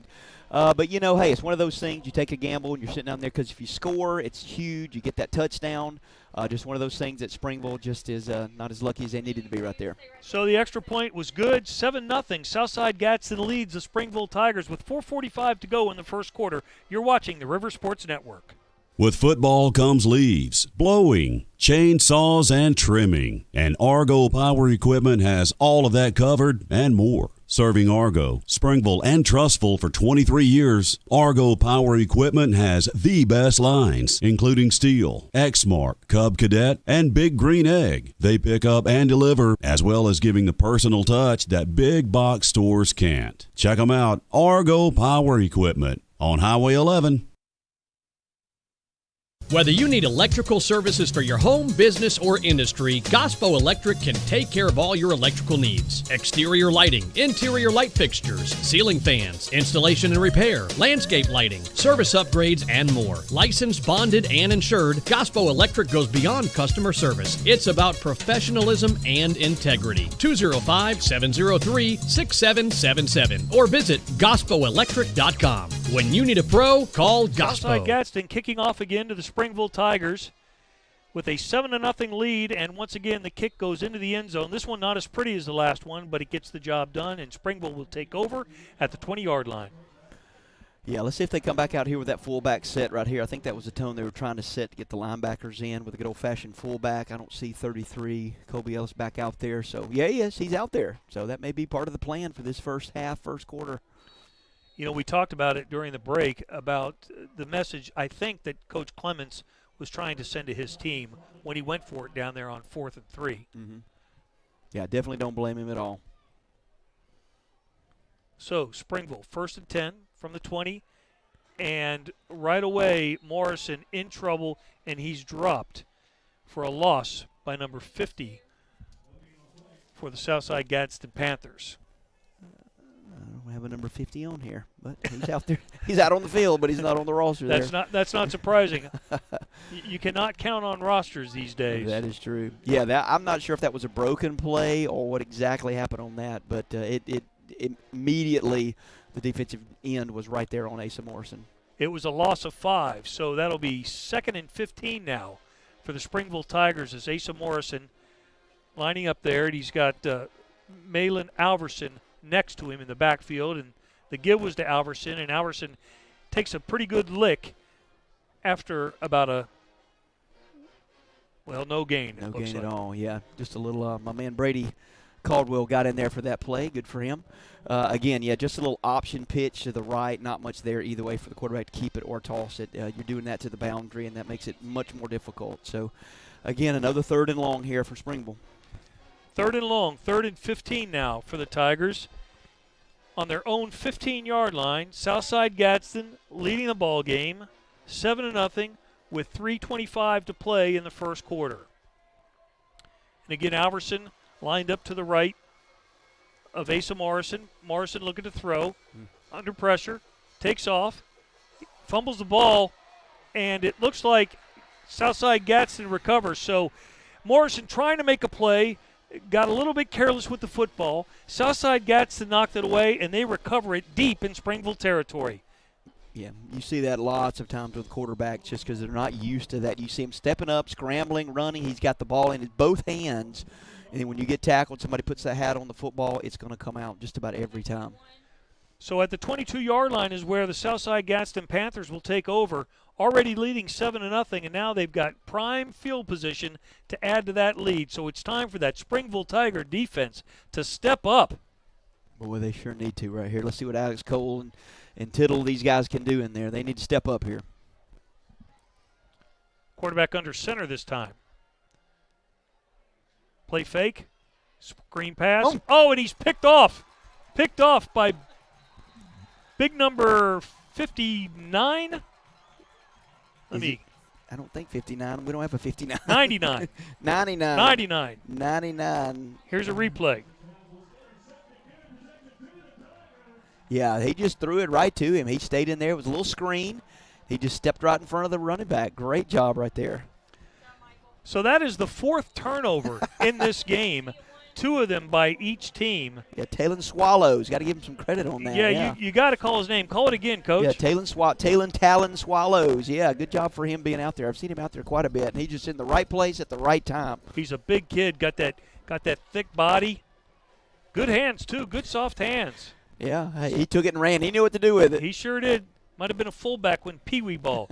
All right, so Springville operating from the 29-yard line. Morrison rolling out and throwing. Oh, my gosh. And picked off. Was that number 2, Smiley Jones? Is that number 2? I couldn't. It was 20. Yeah, it was Smiley Jones. Jones, defensive there. He's one of their star players. Yeah, just a little rollout. You'll see him rolling out to his right. He's trying to find Noel Cox, breaking across a smash route, coming across. And Smiley was up underneath, stepped right there. It wasn't much of a opening anyway. Bless already tried to squeeze that in there, and that one cost him. So he catches the ball at around the 49 and falls backward to about the 46-yard line. So the 5th turnover of the game, the 3rd one by the Springville Tigers. Morrison with 2 of those 3. So now Southside Gadsden on the move again, and why not? Just give it to that kid Teague again up the middle. Yeah, I think you'll see more of that. They don't want any more mistakes right here, even though their last interception was just a bad throw. They're going to get back to basics right here and what works for them. That was a gain of 4 on the play, which will bring up a 2nd and 6 for Southside just across the midfield line as they enter into Springville territory at the 49-yard line.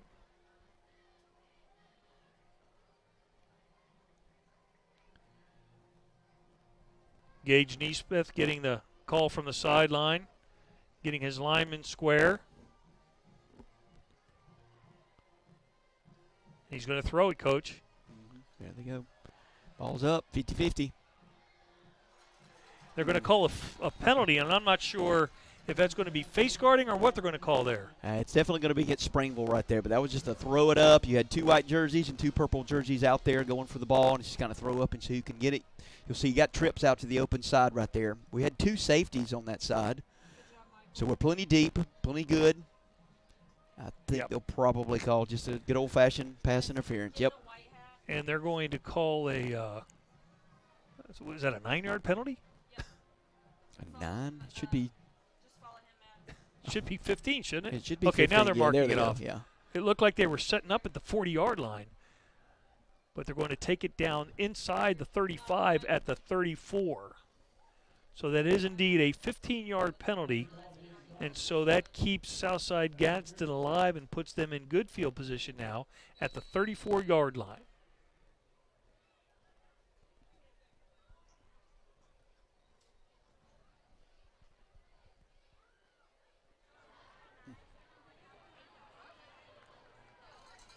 Great defense there.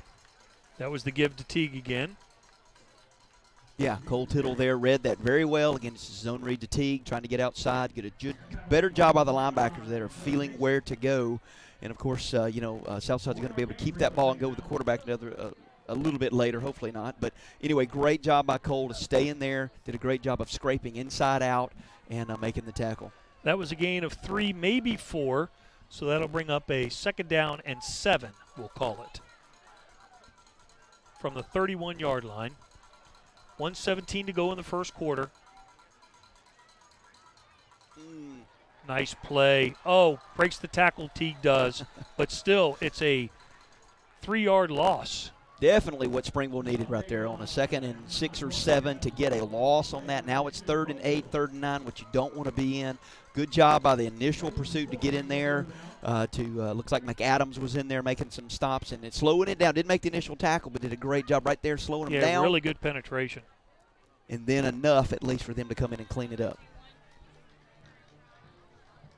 All right, so now that'll bring up a 3rd and 9 for Southside Gadsden. And the quarterback is just going to keep it, and he is smothered at the 34-yard line. So, Andrew Carroll on the play right there. Yeah, great job. Just good penetration right there. Fought across the offensive guard there and got in the backfield. I think that's going to be the last play of the first quarter. 4th and 9 for Southside Gadsden. When we come back, you're watching Springville High School football. The Tigers trailing the Panthers 7-0 on the River Sports Network.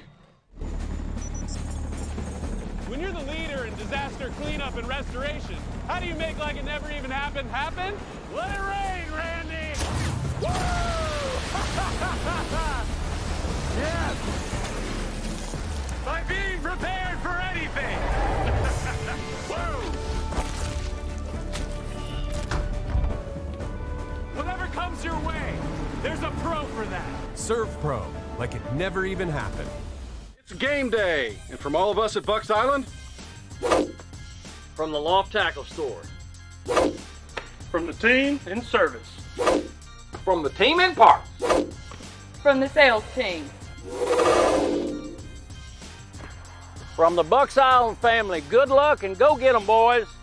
Treating our customers the way we want to be treated since 1948. BucksIsland.com or call 1-800-I'm-READY. Let our team help you win on the water. Heard about Jeff State's Fast Track program? Listen up. Employment in as little as 6 weeks. Yep.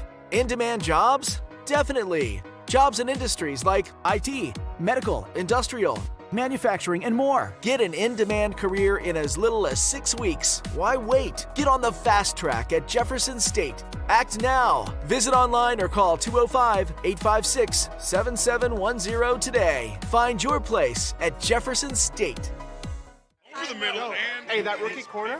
We were boys in college. For real? Well, I'd see him on campus a ton. Oh, yeah? I'd say, hey. He'd say, what? What's up? Because he usually was listening to music because he loves music. You guys probably don't know that about him. Yeah, we're friends. Big 4th and 9 right here for the Southside Gadsden Panthers, leading 7-0. Springville needs to come up with a big stop right here. Gage Neesmith back to throw, and he's got a man over the middle, but he can't hit him. The man was open, but it was a bad throw by Neesmith, and so Springville will take over on downs. Yeah, a little bit lucky there, but we'll take it because the receiver was open on that. He just ran a post. The outside receiver ran a post in a corner, smashed it back. The inside receiver ran a post.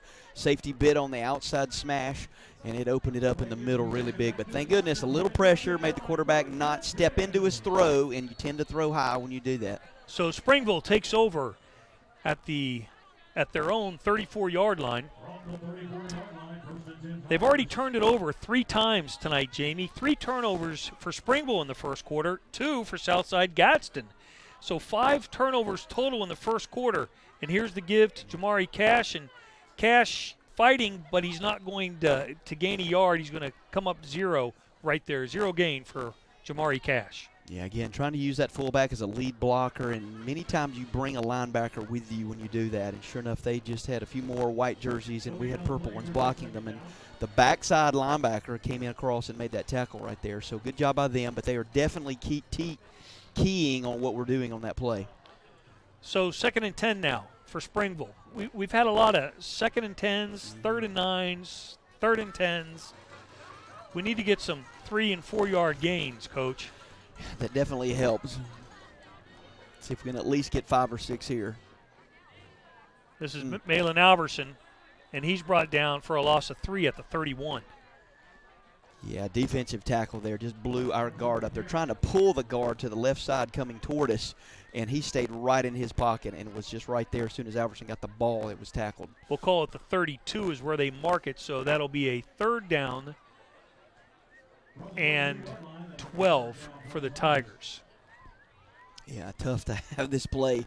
You don't like to look down and see 3rd and 12 much, and this is already too many times tonight already. You know, I'm not a play-by-play guy, and I never realized how much math you had to do when you're doing play-by-play.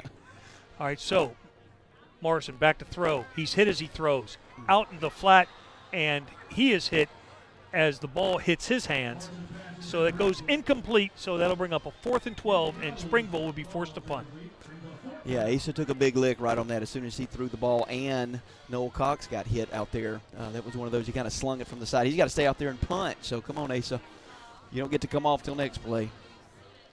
So Morrison standing at his own 19-yard line where he will receive the snap for the Springville's first punt of the game, which might be a little bit misleading because they've turned it over 3 times. And they've had we're denied on a 4th and goal from the 3. And we're going to have a timeout on the field, so we'll take a timeout too. You're watching Springville football on the River Sports Network.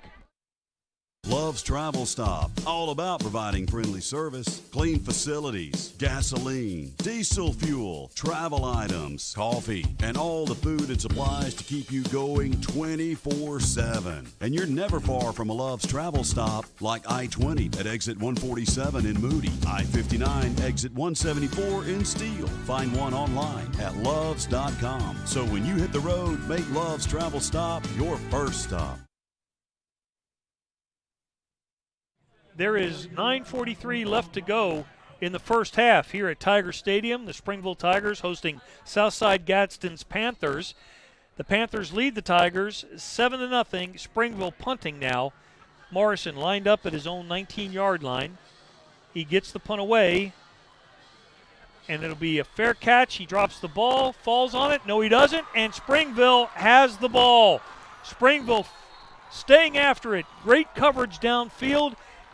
And the 6th turnover of the game goes Springville's way. Yeah, you were back around in the early and mid-'80s with the Iron Bowl, but there used to be turnovers. Yeah, he just dropped the ball, just kept his eyes on the grass, not the ball.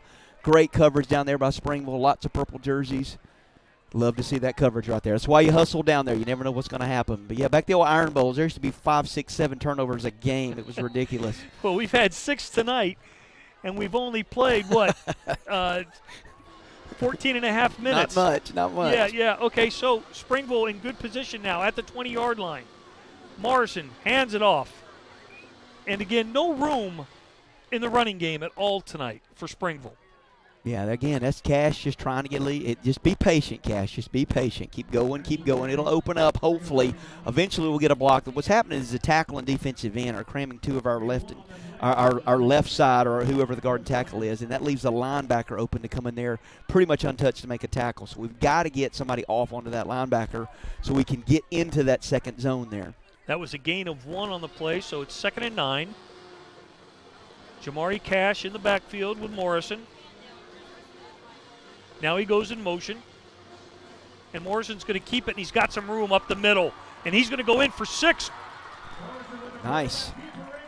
Design quarterback draw. Nice read right there by Morrison. A design quarterback draw, as Coach mentioned, and that's a touchdown, and if we get the extra point here, that'll tie the game. Steps in. Good block right there. Great block downfield on the linebacker. Gets into the secondary in the 2 coverage. There's nobody in the middle. Asa ties this ball game up, hopefully here with the extra point. That was number 11 for Springville with the block, Coach. Oh, that's a Baylor. Yeah, Baylor Sandlin. Yeah, great block by Baylor right there. Good job. And the extra point is blocked. So far, Peyton Griffin has not been able to get on track this season.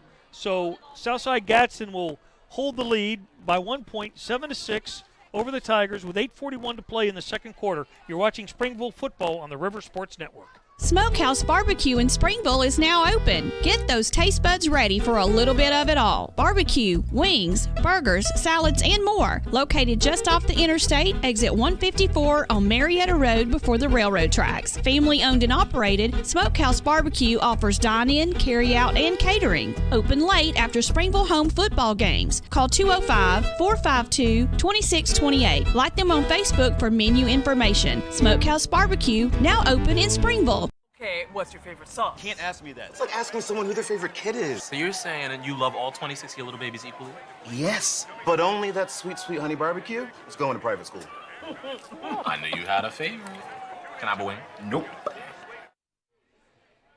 Springville coming off a touchdown. Only trails now 7-6. Morrison with his second touchdown of the season. This one, a 19-yard scamper right up the middle on a nice quarterback draw play.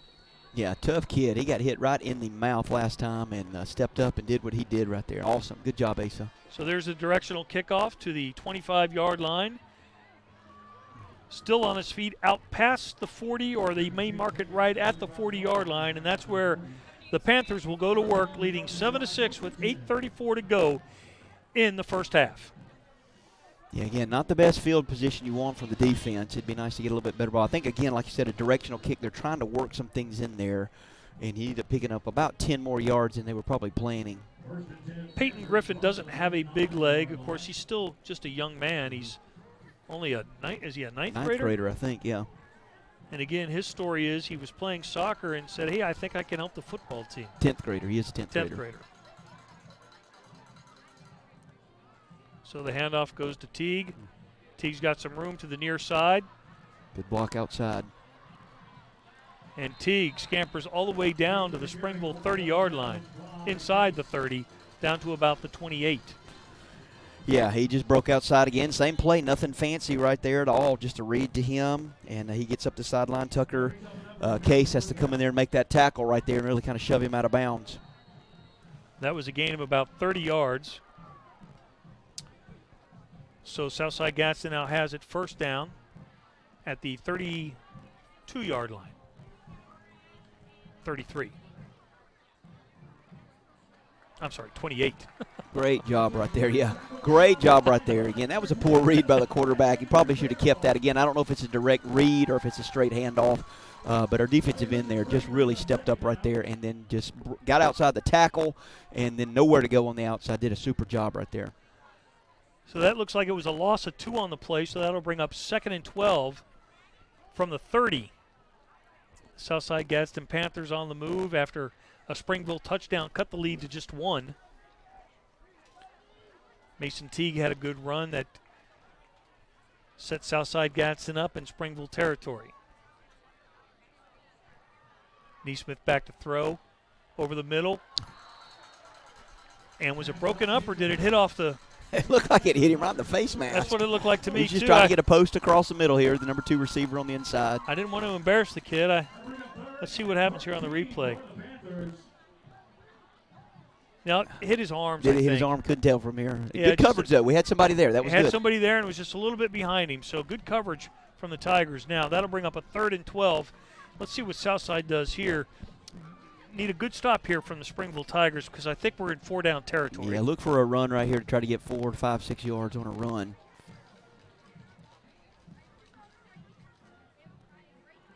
And that's what we got up the middle. It's going to be a gain of about, still churning his feet, still inside the 25-yard line down to about the 23.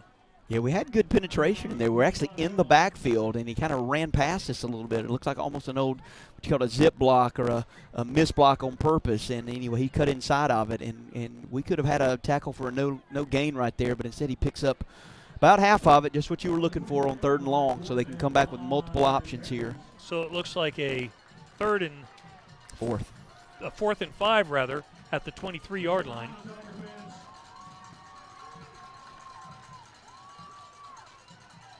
And good stop by the Springville Tigers. The Tigers defense coming up big again on 4th down, 4th and 3. Yeah, great job, Matt Partridge, their defensive coordinator, basically in a man-to-man zero coverage, saying you're going to have to beat us deep, anticipating that run play to the left right there. You got 2 backs in the backfield here. It's just going to be a zone read to the left, trying to get a lead blocker, and we got a bunch of purple jerseys ready for that play. Great scouting, great job by Coach Partridge and them getting ready for that particular play. So the Tigers take over on downs at their own 23-yard line. 6:47 to play in the first half.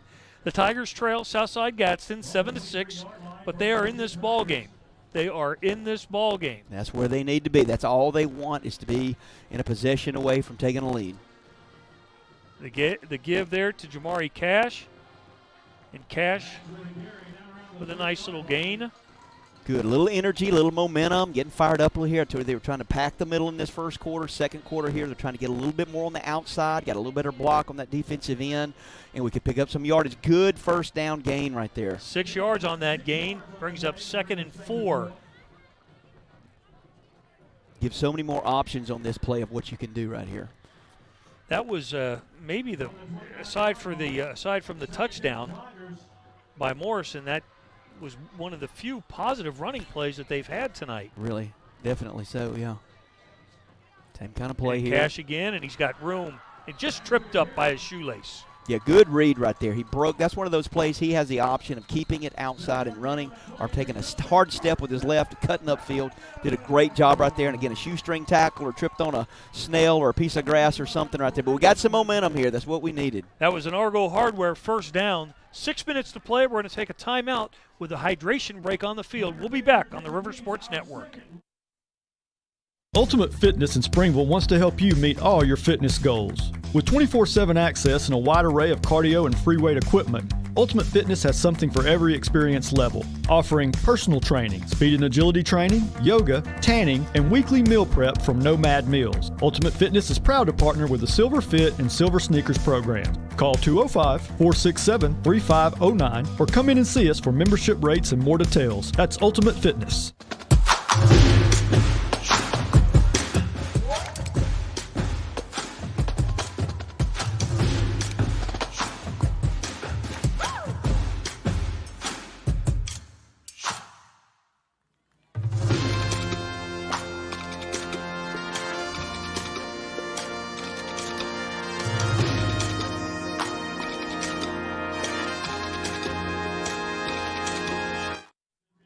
Jamie, tell the folks at home what you just said to me. I hate that timeout because it broke our momentum. We were rolling, and now we got to stop and get them time to get settled.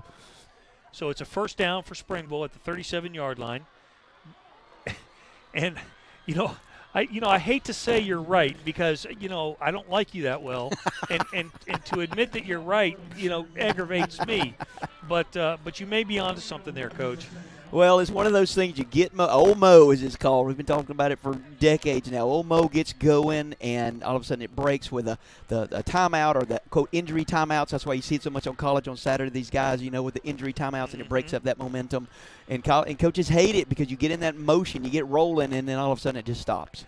I thought the hydration break stopped after 3 games, but maybe I'm old I think school. It's through September. I think you have to go all the way through September. Really? Yeah, I think so. My goodness. Well, it's at the 37-yard line. There was no gain on that play, and now there is another timeout. So let's take another break on the River Sports Network. Settled in a beautiful small-town atmosphere, the Woodall Building serves as an all-purpose venue specializing in intimate events from weddings and bridal teas to birthday parties and reunions. Whether you prefer one of the interior spaces or the outdoor courtyard, we have the space you need to host the event of the year. Schedule your spring event at 205-401-1496 or visit thewoodallbuilding.com. The Woodall Building, a classic Springville venue. The Food Barn in Raglan offers the best in good old-fashioned hometown service when you're shopping for groceries, plus the latest ways to get great food specials your way. Click on RaglanFoodBarn.com. Follow the Food Barn on Facebook and listen to the River for weekly specials. Where you can get everything you need from down on the farm and it won't cost you a leg or an arm. And they're open 7 days a week. For the best cuts on quality meats, great service, and great prices, it's the Food Barn in Raglan. 2nd and 10 for the Springville Tigers as we rejoin here at Tiger Stadium. The Springville Tigers and the Southside Gadsden Panthers. And Morrison's going to keep the ball again.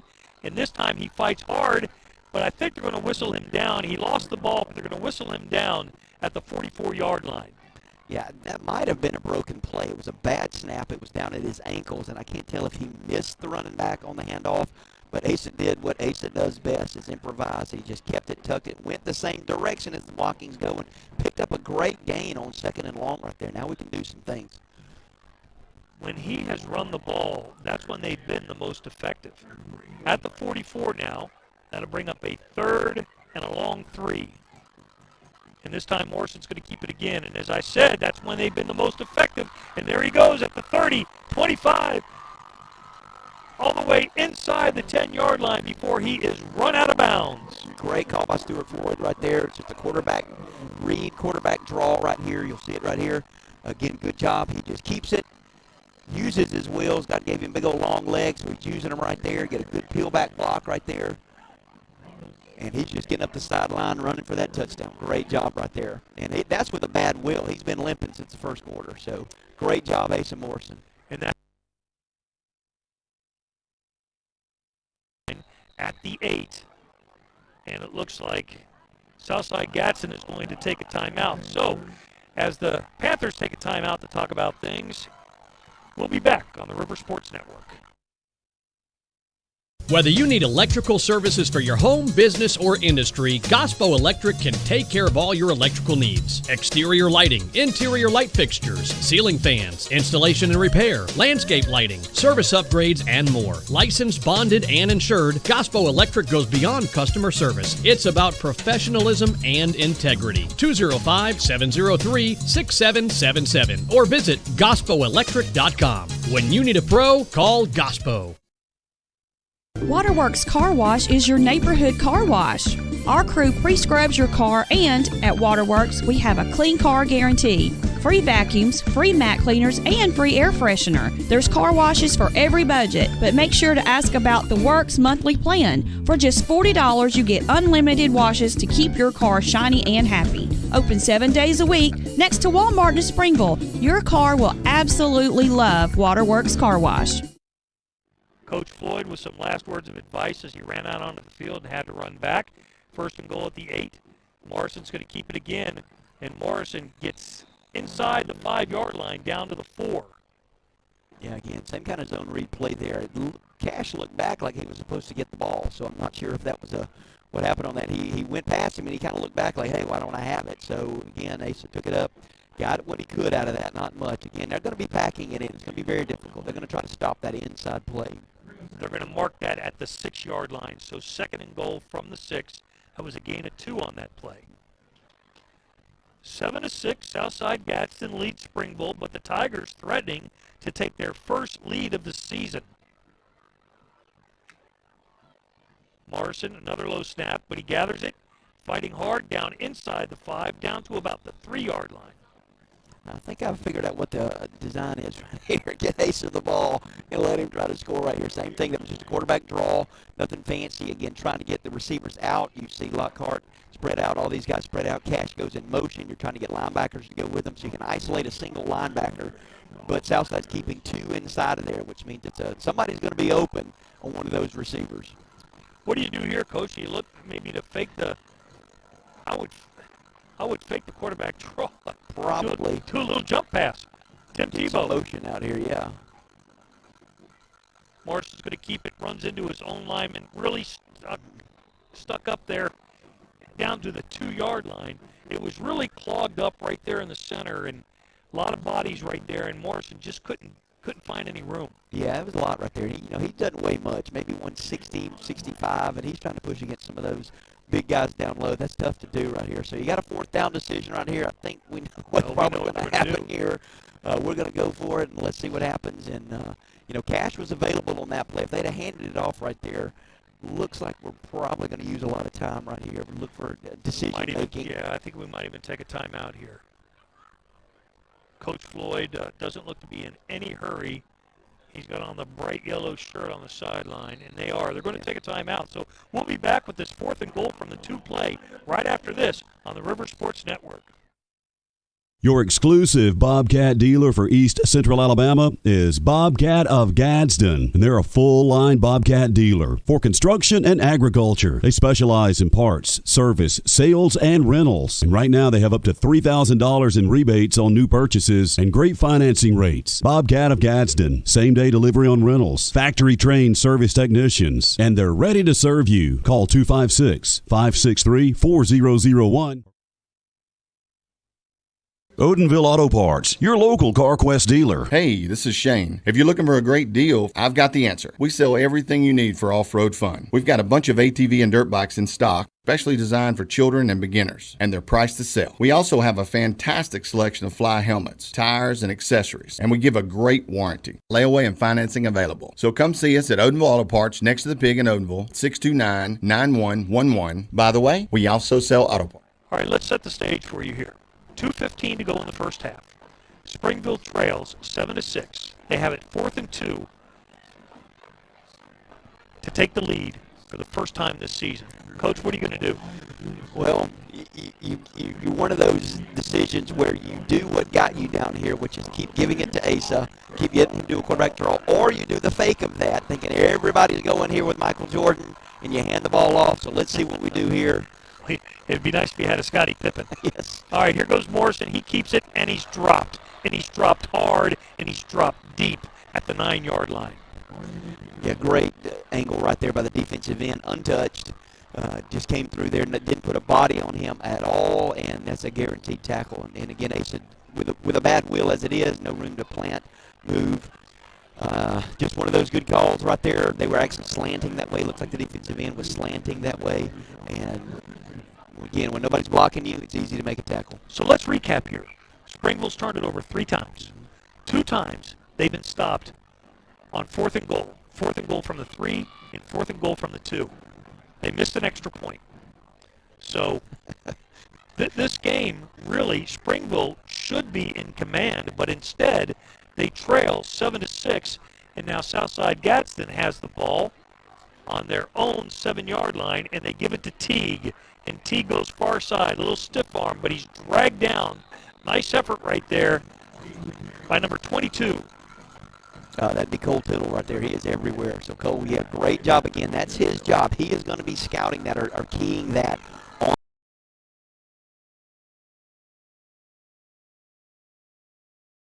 So Cole and company can get in there and do what they do. That was a gain of 3 on the play, so that'll bring up 2nd and 7 now for Southside. 1:30 to go in the first half. Looking to throw it. They have a man open, and another turnover, and this time it goes Springville's way. Back inside the 15-yard line, all the way down to the 10.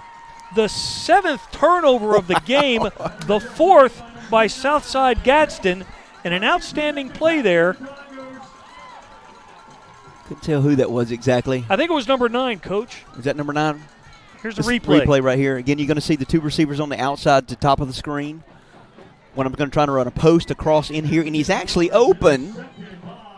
He's open right there, but the quarterback overthrows it. Free safety's right there. That was 24. 29. That was 29. 29. That's Tucker. Tucker Case right there. Good job by Tucker being in the right place at the right time. And here we go. See if we get something happening here. 1:19 to go now in the first half. Springville operating inside the 10-yard line. Play fake. Morrison throwing. And he missed the man. He had the man in the slot open, Coach. Yeah, he went to the second receiver. Again. If we get a replay on that right there. Let's get a replay on that again because he had the man open on the slot.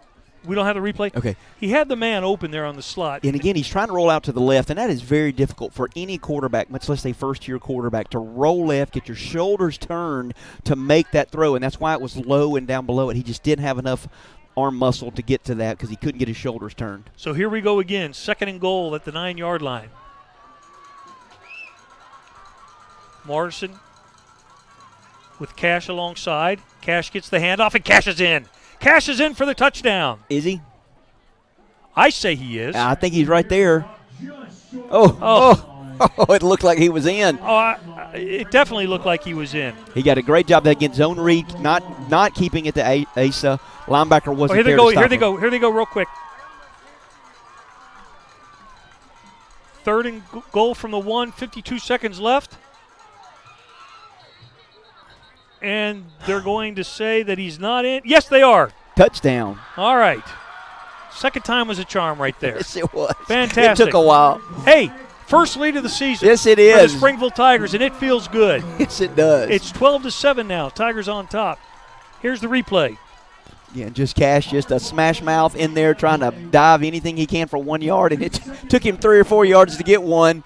But I think a little late push in there by his own purple jerseys. Good job by those big linemen down there. They don't get enough credit. Pushed him in for a touchdown. So Peyton Griffin on again to try the extra point. Remember, he missed one earlier in the game, and see what he does here. This one is up. It's good. And this one is good. Yes. So 13-7, the Springville Tigers take the lead with 42 seconds left in the first half. You're watching Springville football on the River Sports Network.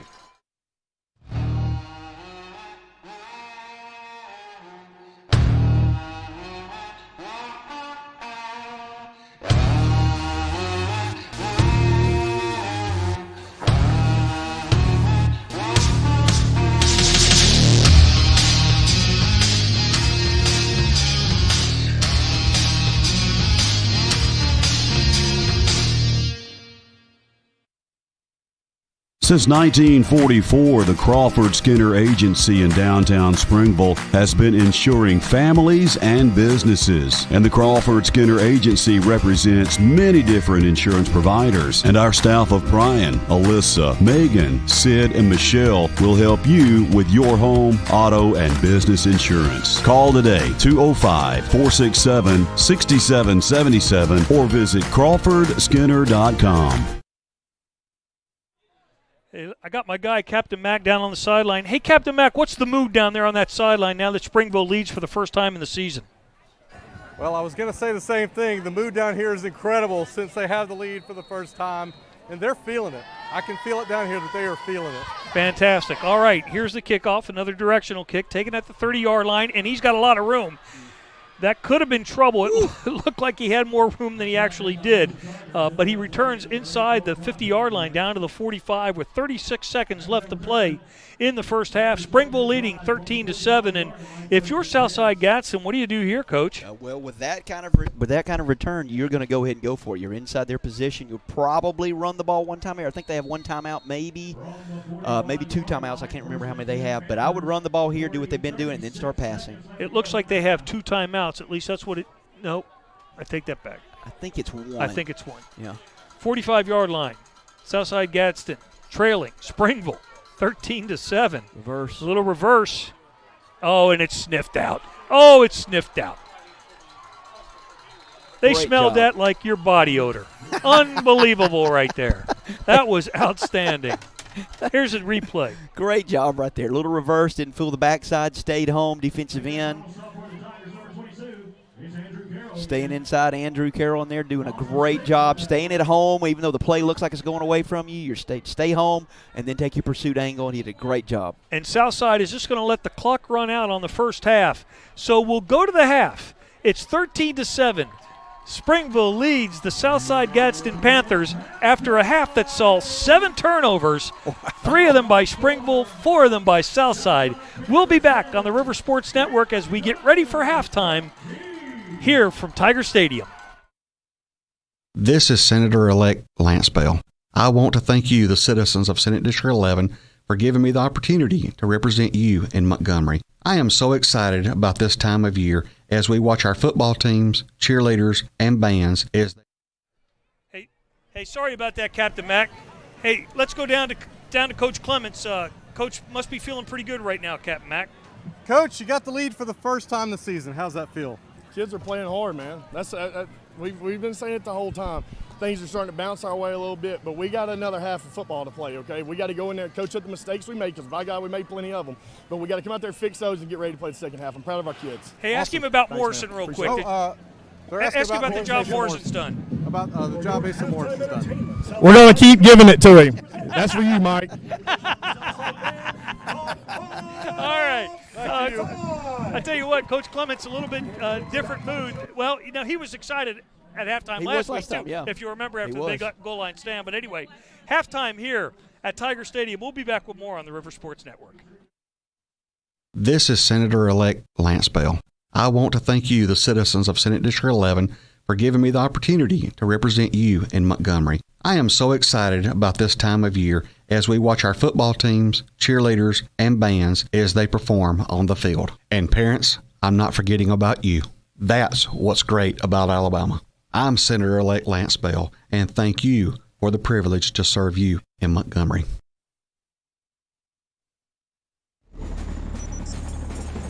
When you're the leader in disaster cleanup and restoration, how do you make like it never even happened happen?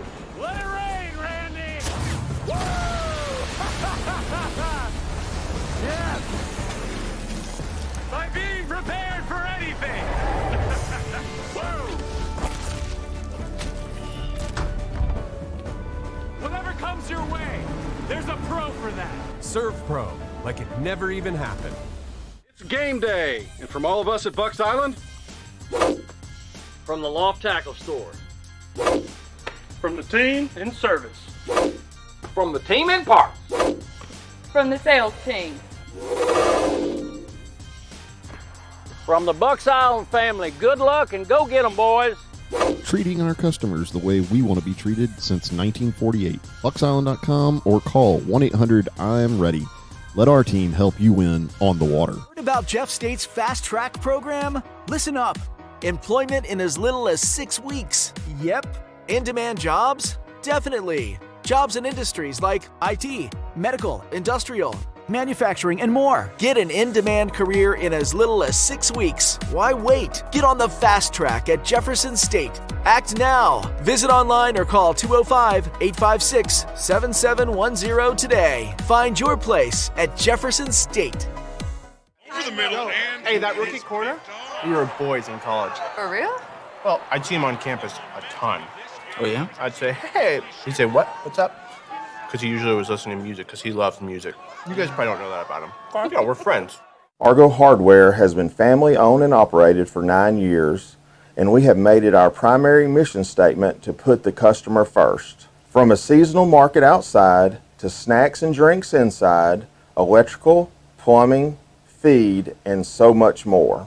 We desire to be your one-stop shop in Argo, Springville, Trussville, and all surrounding areas. Hi there, I'm Glenn Waldrop with Argo Hardware, where our family is taking care of yours. Hey guys, this is Michelle Green with the Realty Pros. There's two things that I love, and that's football on Friday nights and real estate, residential and commercial. With years of experience, nothing makes me happier than helping people with their residential and commercial real estate needs. So if you and your family are looking for your dream home or looking to sell so you can start your next chapter, call me, Michelle Green, or find me on Facebook, Michelle Green with the Realty Pros. Hilltop Farms and Market, serving delicious and homemade lunch Monday through Friday 11 to 2 and breakfast Monday through Saturday 6 to 10. Hilltop has a bakery, caters, and makes meals to go. And Hilltop is much more than great food. You'll find fresh produce, a garden center with seasonal plants and flowers, Amish jams and jellies, and you'll even find sand, gravel, mulch, and pine straw. A little of everything. Hilltop Farms and Market.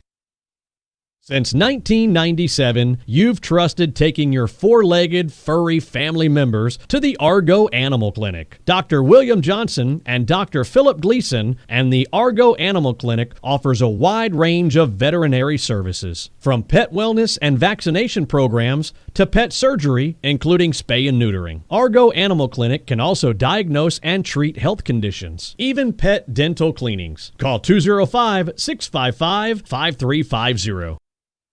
Love's Travel Stop, all about providing friendly service, clean facilities, gasoline, diesel fuel, travel items, coffee, and all the food and supplies to keep you going 24/7. And you're never far from a Love's Travel Stop, like I-20 at exit 147 in Moody, I-59 exit 174 in Steele. Find one online at loves.com. So when you hit the road, make Love's Travel Stop your first stop. Smokehouse Barbecue in Springville is now open. Get those taste buds ready for a little bit of it all. Barbecue, wings, burgers, salads, and more. Located just off the interstate, exit 154 on Marietta Road before the railroad tracks. Family owned and operated, Smokehouse Barbecue offers dine-in, carry-out, and catering. Open late after Springville home football games. Call 205-452-2628. Like them on Facebook for menu information. Smokehouse Barbecue, now open in Springville. Okay, what's your favorite sauce? Can't ask me that. It's like asking someone who their favorite kid is. So you're saying that you love all 26 of your little babies equally? Yes, but only that sweet, sweet honey barbecue is going to private school. I knew you had a favorite. Can I have a wing? Nope. Ultimate Fitness in Springville wants to help you meet all your fitness goals. With 24/7 access and a wide array of cardio and free weight equipment, Ultimate Fitness has something for every experience level, offering personal training, speed and agility training, yoga, tanning, and weekly meal prep from Nomad Meals. Ultimate Fitness is proud to partner with the Silver Fit and Silver Sneakers program. Call 205-467-3509 or come in and see us for membership rates and more details. That's Ultimate Fitness.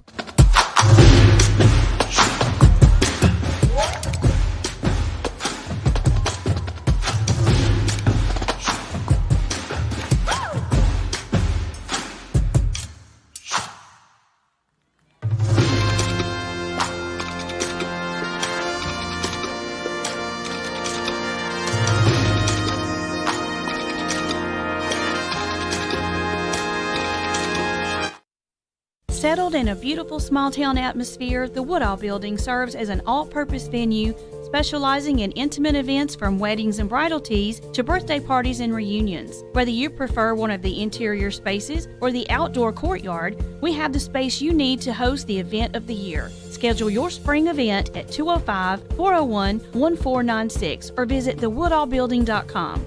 The Woodall Building, a classic Springville venue. The Food Barn in Raglan offers the best in good old-fashioned hometown service when you're shopping for groceries, plus the latest ways to get great food specials your way. Click on RaglanFoodBarn.com. Follow the Food Barn on Facebook and listen to the River for weekly specials. Where you can get everything you need from down on the farm and it won't cost you a leg or an arm. And they're open 7 days a week. For the best cuts on quality meats, great service, and great prices, it's the Food Barn in Raglan. Jefferson State is the best choice for my education. You can get a jump start on college by completing college credit while still in high school. Or get an associate degree in one of Jeff State's high-demand career programs and start earning great pay right away. How about saving thousands in tuition by starting at Jefferson State, then transferring to a 4-year university? And with online classes and 4 convenient campuses, I can earn a degree around my schedule. Find your place at Jefferson State. Registration going on now. Welcome back to Tiger Stadium. Mike Rada along with Jamie Curley. And Jamie, we were just laughing here in the booth. I think it's the first time that we've laughed at halftime this season. But I'll tell you what, it sure was a fun first half, and we'll talk more about it after the Springville Band plays their halftime show. But just real quickly, when you look at that first half, and I know that there's only been 20 points scored and just 3 touchdowns, but it seems like it's a 45-40 game because there have been 7 turnovers in this game. I don't think I've seen that in an entire game, much less for just one half. But, yeah, very sloppy, even some penalties thrown in there with the turnovers. But at least it's kind of come out kind of even on both sides, so that's why the score is close. So, hey, Springville's taking advantage of it, and that's what they needed to do. Well, let's throw it over now to the PA announcer and the Springville Band as we are set here at halftime of the Springville Tigers game against Southside Gadsden.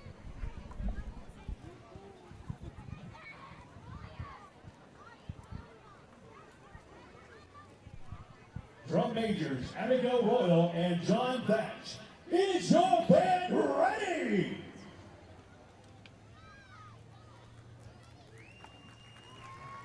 Ladies and gentlemen, enjoy your journey to the final frontier.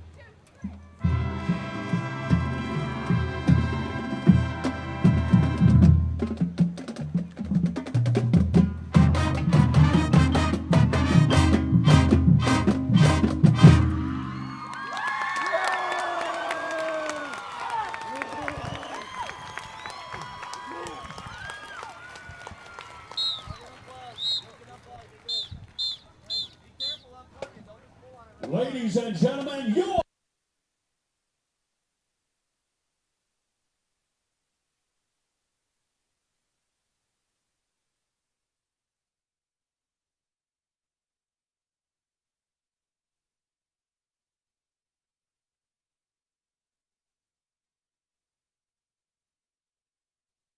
With football comes leaves, blowing, chainsaws, and trimming. And Argo Power Equipment has all of that covered and more. Serving Argo, Springville, and Trussville for 23 years, Argo Power Equipment has the best lines, including Steel, Exmark, Cub Cadet, and Big Green Egg. They pick up and deliver, as well as giving the personal touch that big box stores can't. Check them out, Argo Power Equipment on Highway 11.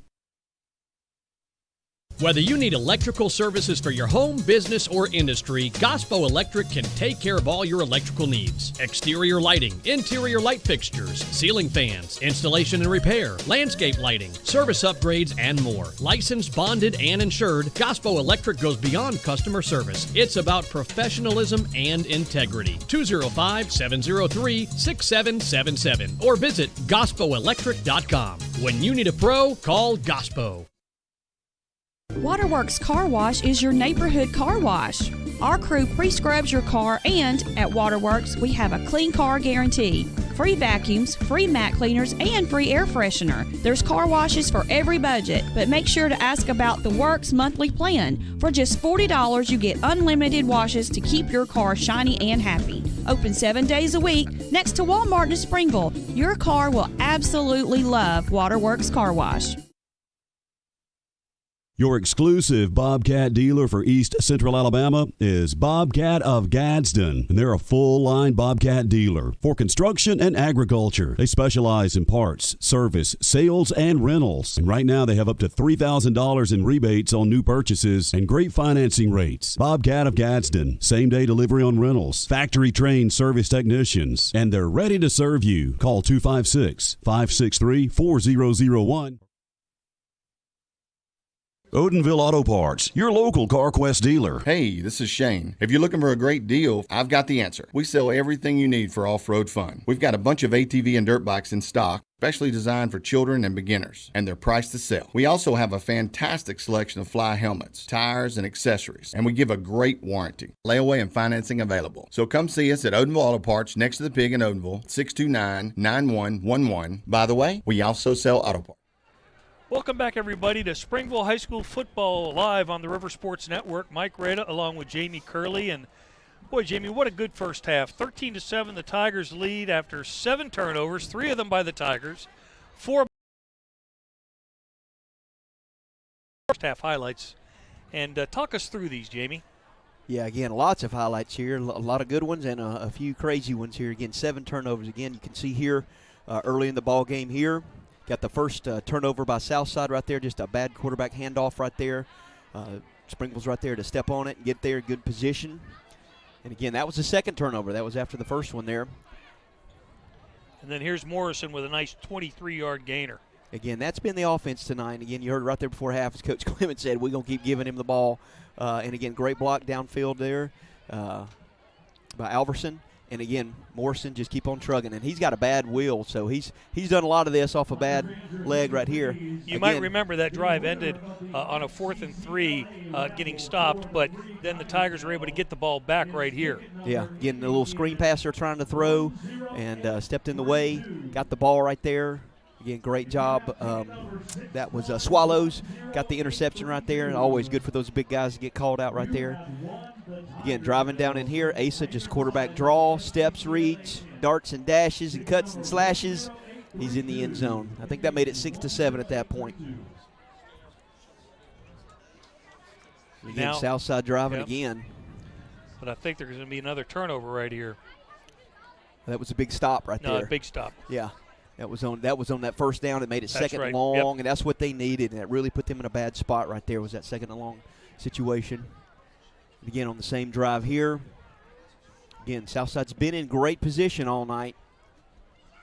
And again, blew the play up right here. Again, that was a great call by Coach Partridge right to have everybody in the right position. And then this is one of my One of my favorite plays right here. Again, being in the right place at the right time. Receiver's open, bad throw. He is right there making the interception. Again, playing center field, playing behind him, which is a whole lot better. Again, who was that again? That was Tucker. Tucker. Case, yeah, great job being in the right place. Again, for another turnover for Springville.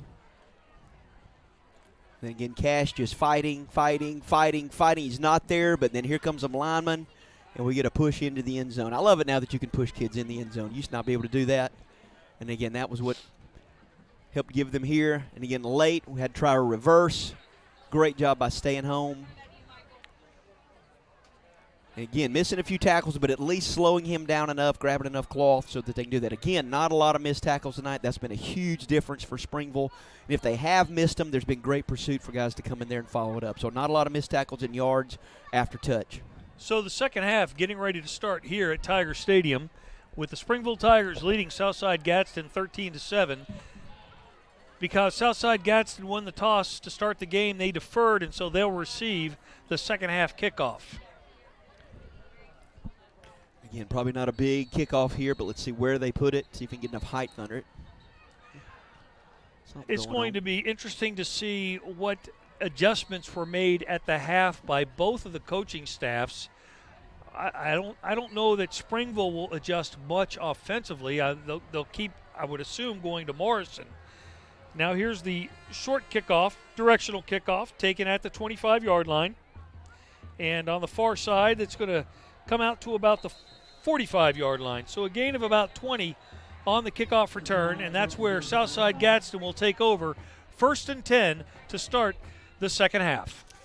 Yeah, again, you'd hope you get a little bit deeper on that because he's not kicking the ball very far, but he's not getting enough air and enough height to get our coverage team time to get down there. So, again, good field position for Southside Gadsden here. 1st and 10, Southside Gadsden at the 45-yard line. And in their backfield, of course, is their quarterback, Gage Neesmith, and their running back, number 23, Mason Teague. I got a feeling we're going to see Mason Teague quite a bit more. Well, that's fine because so far they've bottled him up pretty good. And there he gets the handoff again, and he's going to come outside. He's got a little room, runs through a tackle, and then knocked out of bounds at around the 39-yard line. Yeah, and again, Cole Tittle has to come all the way from the inside linebacker on that pursuit because he got outside. Again, our 7 technique, that defensive end, has got to slow him down, make him at least do a bubble outside so that the outside linebackers can get there. And then he ran through an arm tackle. So that'll be 1st and 10 now, Southside Gadsden on the first play of the second half. A good gainer down inside Springville territory at the 39, 1st and 10.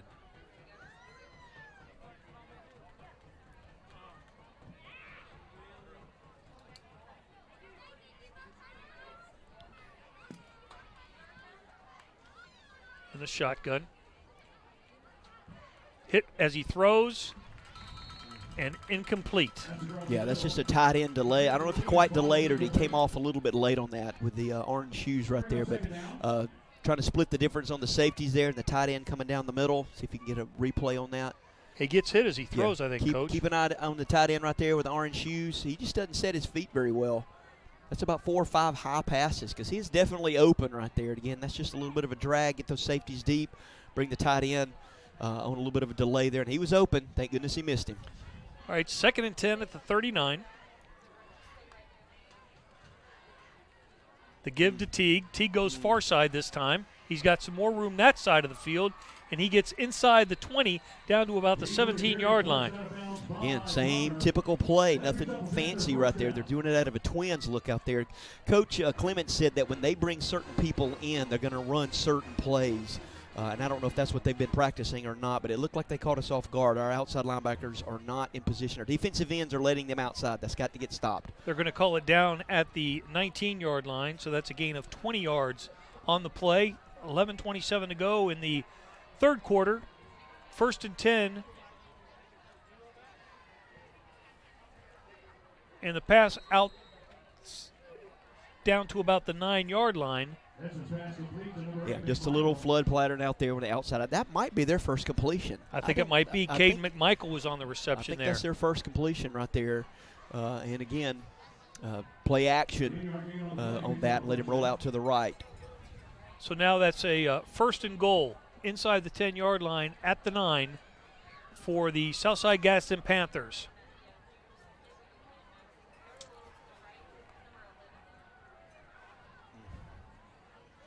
Different look for the Panthers, and little number 5 scampers into the end zone for a touchdown to tie the score at 13-13.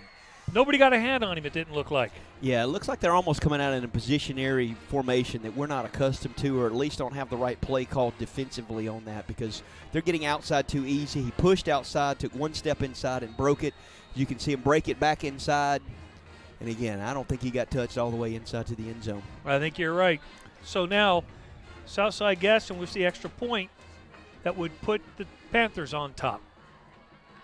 And it's up, and it is good. So, first drive of the third quarter results in a touchdown for the Panthers, and they now lead the ball game 14-13 with 11:03 gone, or 11:03 to play rather, in the third quarter. We'll be back on the River Sports Network.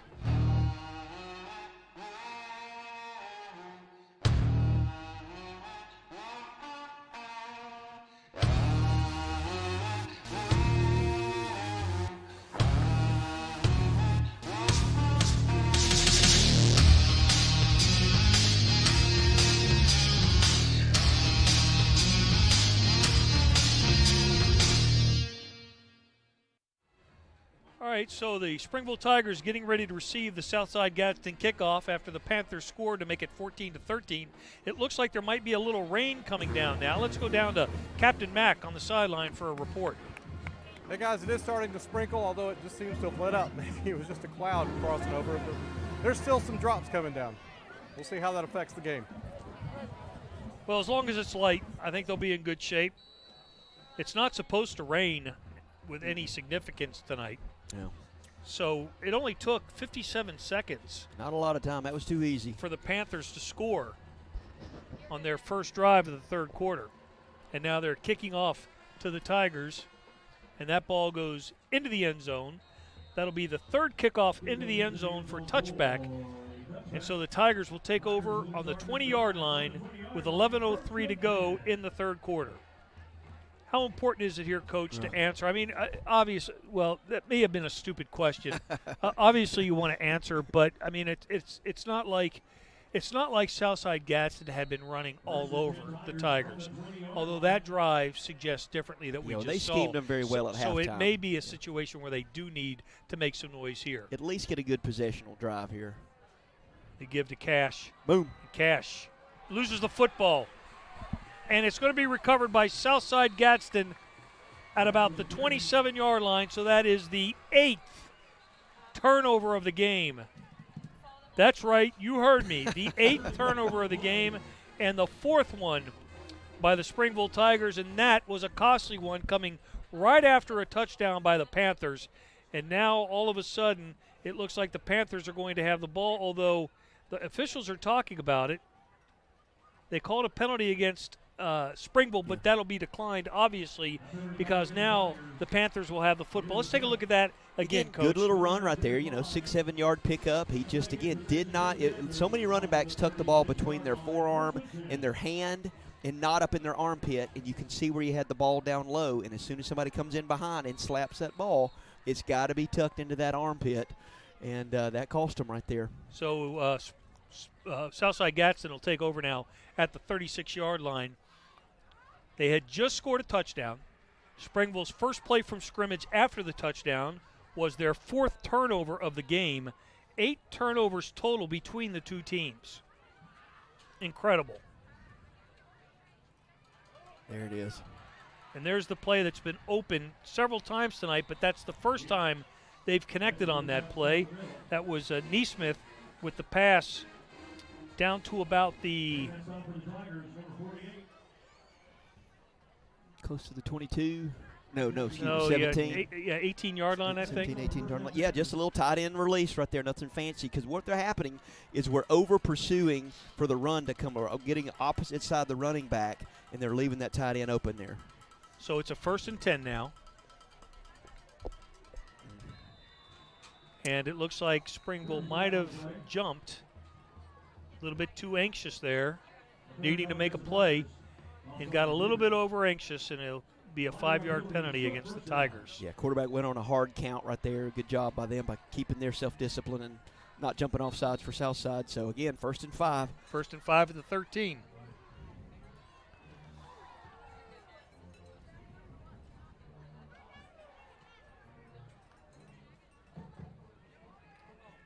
Quarterback's going to keep it. Comes near side. He's going to fight, and they're going to say he is down at about the 1-yard line. Yeah, I knew that was going to happen eventually. They keep zone read, handoff, and then he kept it that time. Got a good block. It was a good decoy block out there, and by one of the guards, as you can see. No replay. Anyway, quarterback just kept it, and in 6'3", he can cover some ground really quickly and got down there almost to score. 13-yard gain on the play to bring up 1st and goal from the 1-yard line.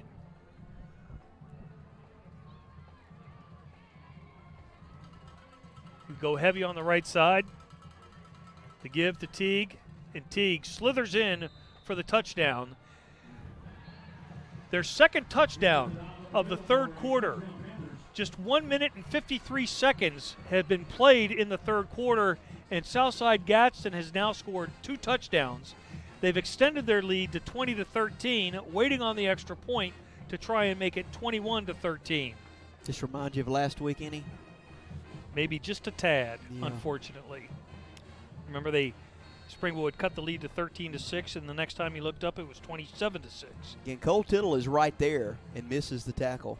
Gets his head down and misses the tackle. So the extra point is up, and it is true. So, with just 1 minute and 53 seconds gone here in the third quarter, Southside Gadsden has retaken the lead and now lead by 8, 21-13.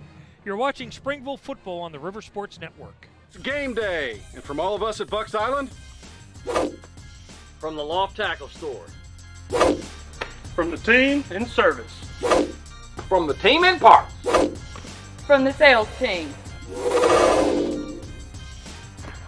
from the Bucks Island family, good luck and go get 'em, boys. Treating our customers the way we want to be treated since 1948. BucksIsland.com or call 1-800-I'm-READY. Let our team help you win on the water. Well, I know that is not the start that Coach Clements had in mind for his team here in the second half. The first half ended so nicely for the Tigers, and now the second half has gotten off to a rather rocky start as they get ready to receive the kickoff after Southside's second touchdown of the third quarter. 2 touchdowns in just a span of 1 minute and 53 seconds. The second one set up by a fumble from Jamari Cash on the first play from scrimmage for Springville in the third quarter.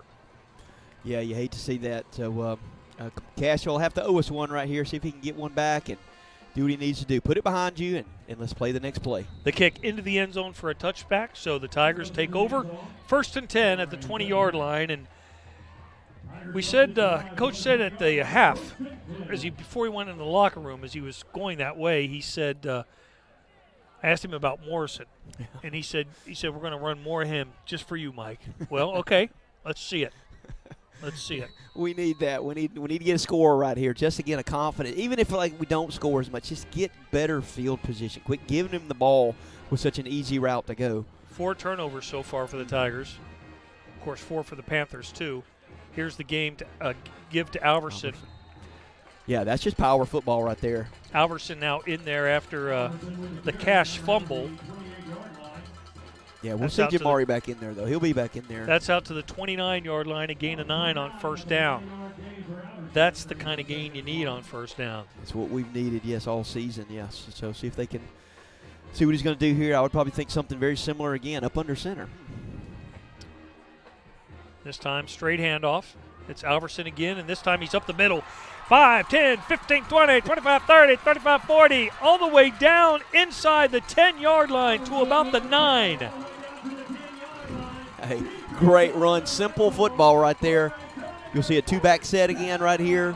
Ellis back there is a lead block. See Ellis is offset Wait to the till left you see side this right hole. here. And again, it's a slant play. Great cutback right there. He made a move to his right. And again, it's where you need to be on the track team right there. Come join us on the track. Several good blocks Yes. in the second level helped spring him for a huge gain. And now Alverson still lined up. He's going to get it again, and they're going to let him try to take it down inside the 5-yard line to the 2. Same play, other side, to the right side right there. What do you think we're going to see here for probably 3 more plays?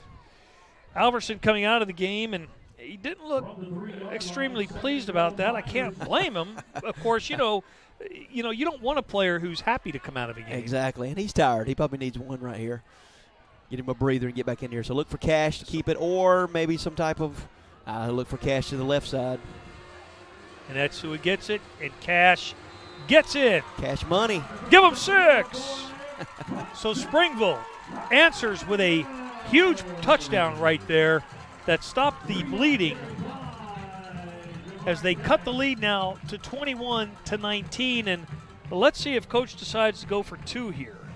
It looks like he's going to No, kick it right he's here. gonna Hey, we didn't get the Argo first down, but we got the Argo touchdown. That's Argo right. hardware touchdown on that one right there. Yeah, we have been remiss with and, I hate it because, they do such a good job. They really do. For us. We need to mention them a lot more. Good Extra recovery. Point is good. That is his first successful kick of the season, Coach. And it cuts the lead to just 1, 21-20 with 8:41 to go. We'll be back on the River Sports Network. Hey guys, this is Michelle Green with the Realty Pros. There's 2 things that I love, and that's football on Friday nights and real estate, residential and commercial. With years of experience, nothing makes me happier than helping people with their residential and commercial real estate needs. So if you and your family are looking for your dream home or looking to sell so you can start your next chapter, call me, Michelle Green, or find me on Facebook, Michelle Green with the Realty Pros. Through the middle, and so Springville cuts the lead to 1, 21-20 with a super drive behind the legs of Malin Alverson, who scampered, let's see now, check my math, from the 29-yard line to the 9. That's 21 and 31. 62. 52. You sure? Yep, 52. I went to Irwin, so I don't know. My math's a little off on that. Ooh. 21 and 31 is 52. Another directional kick and another decent return out to the 40-yard line. Again, they keep getting the ball in great position. I mean, anytime you're starting, close to your 40-yard line, that's always good. That's a whole series or 2. I love the directional kick. I think it's a great weapon, but you really have to place it. You have to kick them where they're not. Yes. And if you're an accomplished kicker, you can do that. You can line drive it a little bit more to make it bounce in an open spot versus being caught on a fly. And maybe that's something that they could start thinking about doing. That's a timing thing. That is. Okay, so it wasn't the 40, it's the 38, and that's where Southside Gadsden goes on top. Already 2 touchdowns for the Panthers in this third quarter. Teague gets the ball, and he's bottled up there for maybe a gain of 1. Great job right there. Great job on the defense right there. Let's see, number 27. Yeah, Andrew Carroll was the first one to get penetration in there. Didn't quite make the tackle, but he slowed him down, made him run a bubble out, and then here comes Tittle and company, and they did a great job. What we needed on first down. Second and, we'll call it a long 9. Might as well call it 10. It's that long. That's what we needed on first down. So 2nd and 10 now for Southside.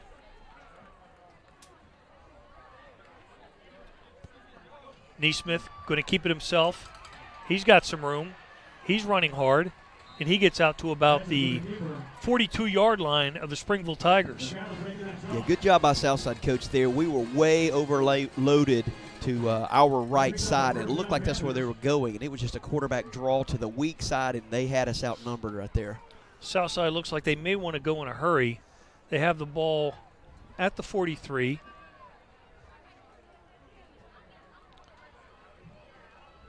Gage Neesmith gives the ball to Naismith, or to Teague. And Teague big hit gets here. it pretty good right there by number 53.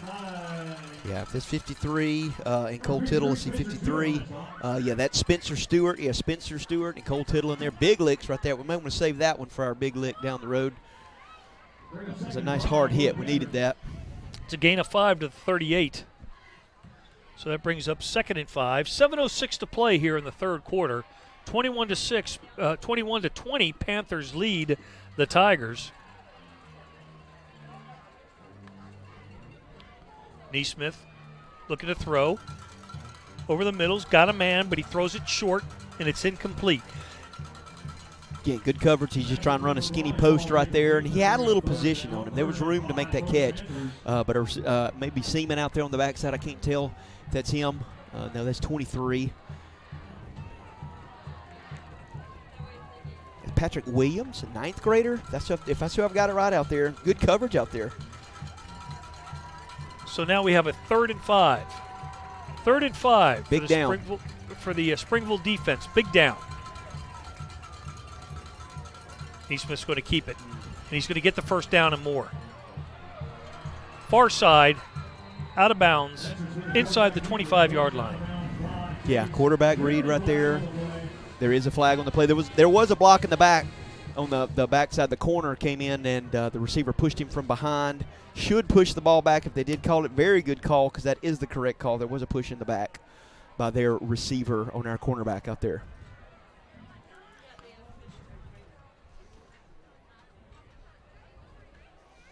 Yeah, that's what we needed right there because he had the first down anyway, but it was the extra yardage afterwards. So I don't know where the penalty is going to lie.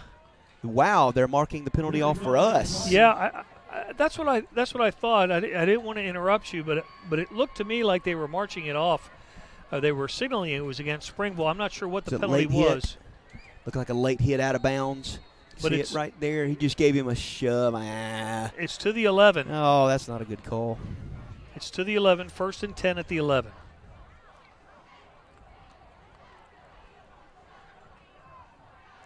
Teague with the handoff.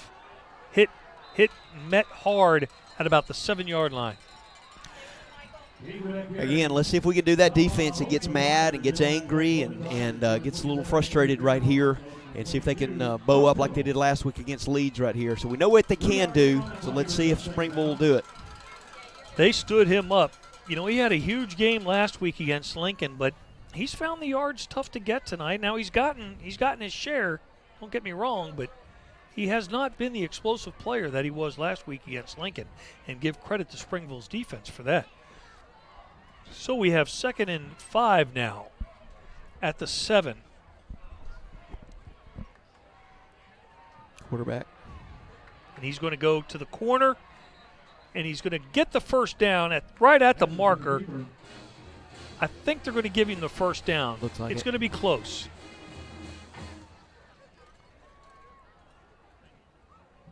No, he did not. Yeah, it was going to be close. So now we got a 3rd down in inches right there at about the 2-yard line. I think 2 was the line to gain, so it'll be just shy of the 2.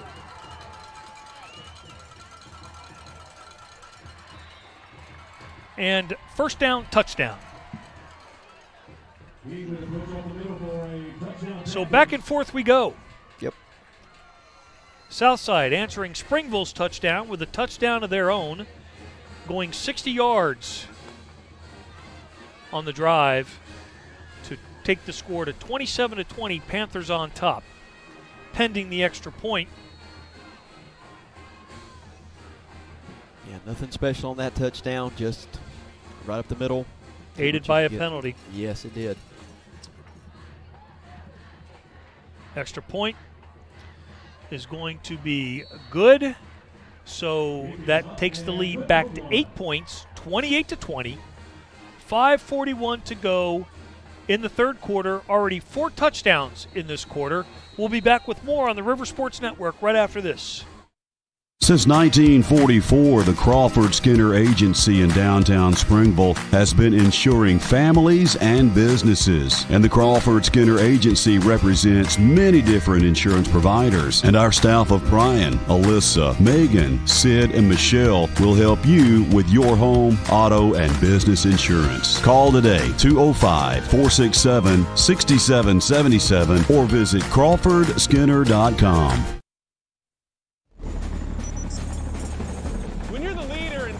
Cleanup and restoration. How do you make like it never even happened happen? Let it rain, Randy! Woo! Yes! By being prepared for anything! Woo! Whatever comes your way, there's a pro for that. Serve Pro, like it never even happened. Welcome back to Tiger Stadium. Mike Rada along with Jamie Curley. And Jamie, we have seen 4 touchdowns now in just 6 minutes and 20 seconds of play here in the third quarter. We have seen 8 turnovers in 2.5 quarters of football here at Tiger Stadium. If nothing else, this game has been unpredictable. It has been exciting. It's just, it has.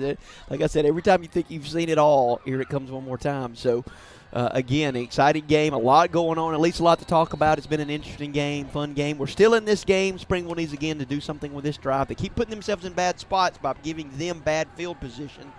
Maybe we at least can turn the table on that. Yes, Southside has scored 3 touchdowns in this third quarter alone. But they only lead by 8. Cash takes it on about the 6-yard line. He stood up pretty good right there at about the 28-yard line. Yeah, they've been all in the end zone. I'm surprised that one only went to about the 10-yard line right there. So kickers usually got a strong leg. So 1st and 10 Springville at the 28. They trail it 28-20 with 5:35 to go in the third quarter. Because of all the changes of possession, because of the touchdowns, it seems like the game is not moving very quickly. But that's fine because I'm really enjoying it. So the longer it goes, the better it is.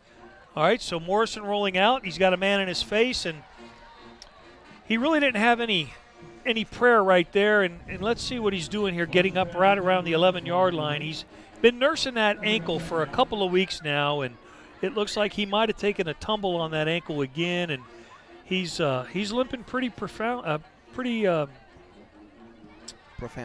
No, not profoundly. Profusely. Pretty obviously. Yeah. Thank you. I did not major in English, and I only was a communicator for like 30 years. So is that all? Yeah, 35. I take that back. Yeah. And I still can't do it. All right. So 2nd and 10 after the incomplete pass at the 28-yard line.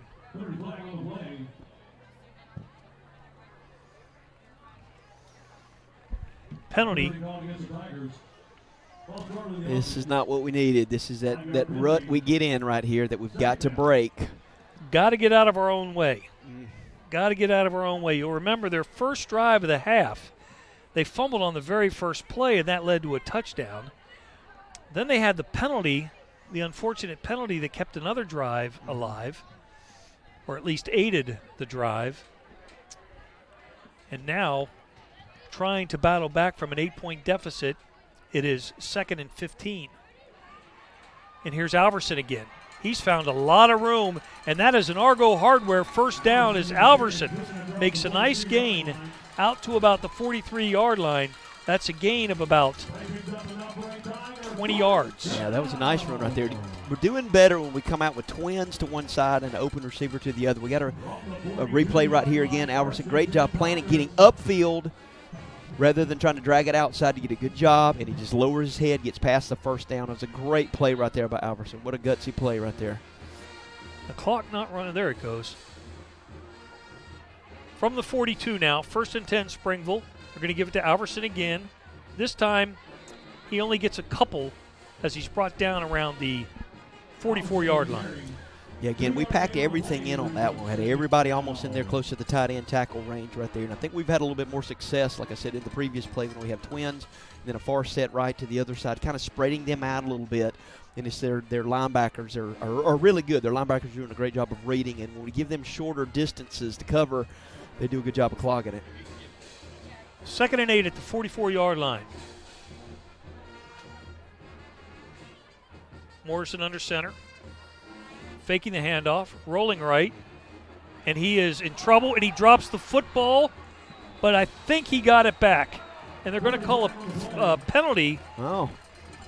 I don't know what they're going to whistle here. That'll be interesting to see. Late hit, maybe?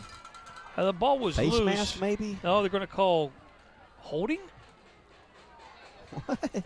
It looked like he gave the holding signal. It was just Morrison out there by himself, so. Okay, it is going against Southside. Good. Either a face mask or a late hit, I'm not sure. Let's see what the official says here. Personal foul. Okay. So it must have been a face mask. Yeah, we'll see it here on the replay right here. Again, a little bit of luck involved right here. Asa tries to roll out to the right. There's nobody there. He should have just thrown it away. Tries to make a move, drops the ball, and I think this guy over here just kind of comes in and flops on the pile, and whether he's trying to hit Morrison or go for the ball, I'm not sure, but hey, we'll take it. So 2nd and 5 at the 47. And now we have a whistle, and it looks like we're going to have a timeout. Something. Yep, both teams going to the sideline, so we'll take a break too on the River Sports Network. Love's Travel Stop, all about providing friendly service, clean facilities, gasoline, diesel fuel, travel items, coffee, and all the food and supplies to keep you going 24/7. And you're never far from a Love's Travel Stop, like I-20 at exit 147 in Moody, I-59 exit 174 in Steele. Find one online at loves.com. So when you hit the road, make Love's Travel Stop your first stop. So there was not a timeout on the field, and the handoff just went to Jamari Cash, and Cash lost about 3 yards on the play, so now that brings up a 4th down. Still not sure why that's not a first down.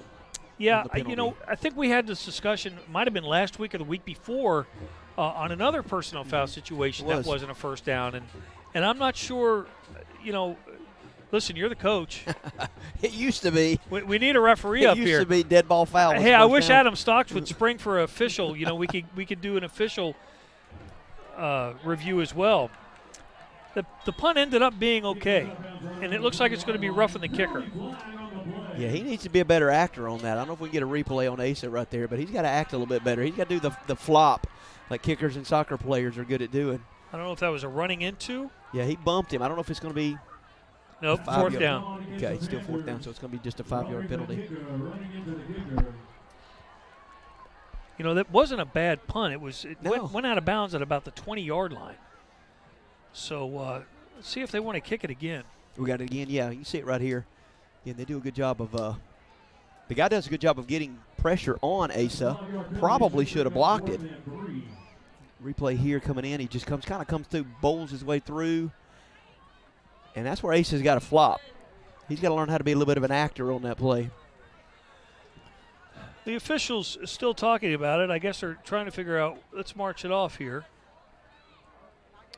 Yeah, because I think there's a 5-yard penalty and a 15-yard penalty. There is, and that's going to bring up a 4th down and about 4, maybe 3, a long 3, and they're going to go ahead and punt it, which is probably, well, there's no doubt it's the right decision. So let's see what happens here with Morrison. He dropped the ball, but he does get the punt off and get a bounce. He gets a great bounce. All the way down inside the 10, down to the 5 where it rolls dead. That's where Southside Gadsden will take over when we come back on the River Sports Network. Oh, take a look at the replay. Yeah, here's a good bounce. Again, a bad snap way down. I don't know how Ace even got the ball off, but he did and got just enough on it to boot that thing down low. We'll stay here then, since we rather see the replay than the commercial. Don't tell Adam that. I know I would. Oh, man. Don't you love it? 3:09 to play, third quarter, 28-20. Southside Gadsden leads. They have the ball 1st and 10 from the 5, and look at number 22. Stuff. There it is, Cole Tittle, Mason the man. Teague, 22. Yeah, that's Cole Tittle. He has been everywhere tonight. Bless his heart. He's been isolated, basically, to have to cover the running back all by himself. And great job. Again, our defensive end, McAdams and them, did a good job of keeping him in tight, not being able to create a running lane. And then that gives Cole a chance to step up in the pocket and get up in there. So that's second down now and 10 at the 5. Southside Gadsden's offense had been averaging about 31 points per game. It's a pass. And he's open. He slips down at about the 15-yard line, so it's going to be close to the first down marker, but I don't think they're going to give it to him. They're going to mark him down at the 14 where his knee touched. That was Cody Roberts on the reception. Yeah, just a little 10-yard dig route right there. He just got pushed the cornerback off real deep. It's a good route, good throw right there. It was good timing, and that's going to be 10 yards just about every time. Big third down right here for the Tigers. Boy, if they could get a stop right here on 3rd and 1, that'd set them up pretty nicely with some good field position. Quarterback's going to keep it, and he's got room, and he's got the first down. Out across the 20 to the 21-yard line, Gage Neesmith. Yeah, just a straight quarterback run right there, nothing fancy. Got an extra blocker out there, and if he can get a little angle, he can get outside. Again, good job by them to get that. So that's a first down for Southside Gadsden. 2:10 to play in the third quarter at the 21-yard line.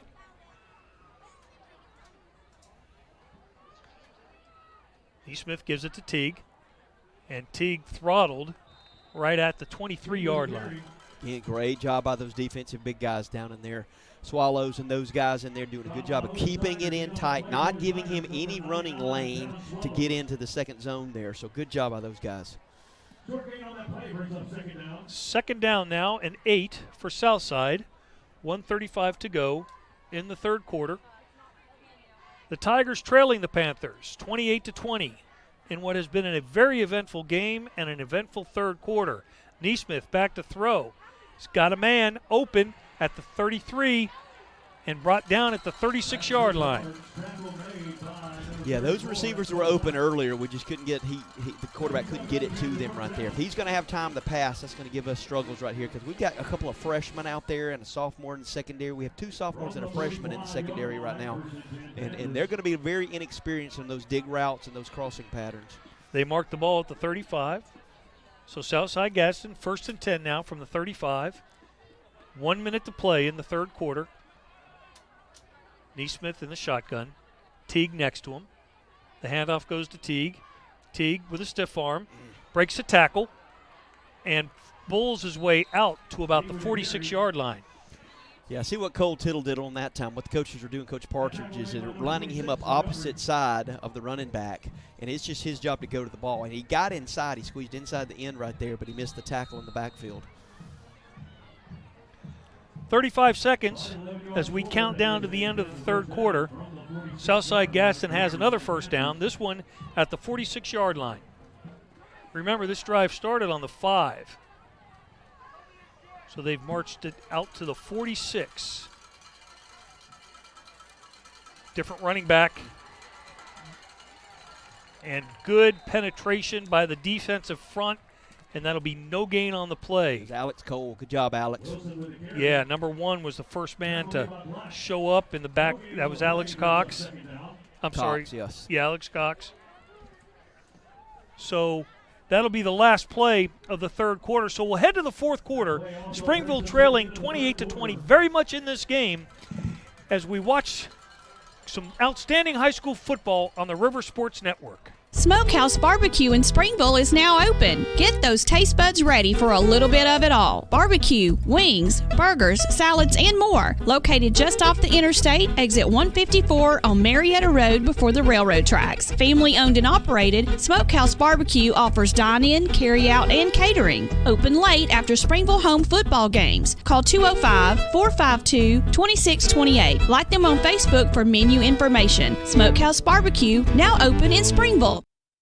Love's Travel Stop, all about providing friendly service, clean facilities, gasoline, diesel fuel, travel items, coffee, and all the food and supplies to keep you going 24/7. And you're never far from a Love's Travel Stop, like I-20 at exit 147 in Moody, I-59 exit 174 in Steele. Find one online at loves.com. So when you hit the road, make Love's Travel Stop your first stop.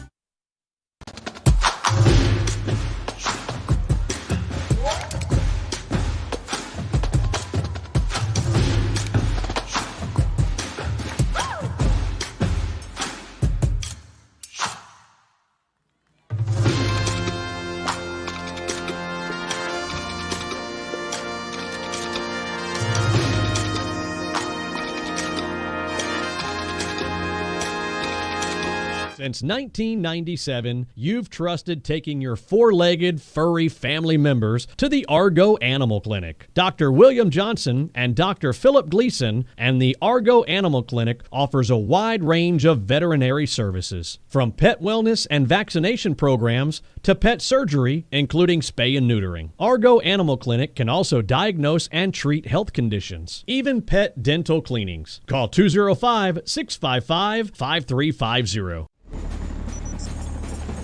When you're the leader in disaster cleanup and restoration, how do you make like it never even happened happen? Let it rain, Randy! Woo! Yes! By being prepared for anything! Woo! Whatever comes your way, there's a pro for that. Serve Pro, like it never even happened. So now as we start the fourth quarter, Mike Rada along with Jamie Curley here at Tiger Stadium, with Springville trailing 28-20 to Southside Gadsden. Southside has the ball, 2nd and 10 at the 46-yard line. This drive started at the 5. Again, they lead by 8. Here's a little end around and another missed tackle, broken tackle, and fighting all the way down inside the 40 to about the 39-yard line. Yeah, nice play coming around right there by the H-back or the wing-back coming across. And just a little quick speed sweep handoff. Looks like we got some cramps down there. Yeah, we got and a little help from the Southside Gadsden player. Yeah. I like that, though. That is good. I like that. That's number 29, who looks like he is trying to get that calf unstuck. That's Tucker, Tucker Case. Yeah, it's tough once it gets rolling, man. Once those cramps start.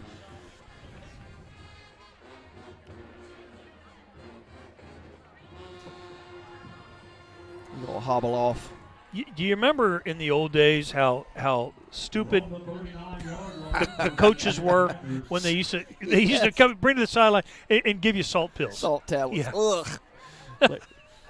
I still taste that in my mouth now. Oh, I know. It's awful. I know. 39-yard line now. 1st and 10, Southside. Remember, this drive started at their own 5-yard line. And Teague breaks another tackle and another tackle and then runs through a defender and gets a first down for about a 12-yard gain down to about the 26-yard line, 7-yard line? Nope, they're going to call it about the 31-yard line. I'm wondering if fatigue, we saw the cramp, I'm wondering if fatigue isn't starting to set in. Oh, it always does, yeah. There's no doubt about that. So, especially as the temperatures get a little bit cooler, you actually cramp more in the cooler times, believe it or not, once you go from hot to cool. So, still, we can't have those missed tackles. We've got to get those. They did not say he had a first down. It was only an 8-yard gain. This is Teague, and he busts through the line, and he's got plenty of room, and he's dragged down inside the 10 at the 7-yard line. Call it the 6. Yeah, straight up the pipe. Nothing fancy on that. Again, Cole Tittle is on the outside on that play. They moved him away from the Teague there, and then he went up the middle, and we didn't have many linebackers. In fact, we didn't have any. So 1st and goal now, Southside. 11:34 to play in the ball game. It's 28-20. Southside leading the Springville Tigers.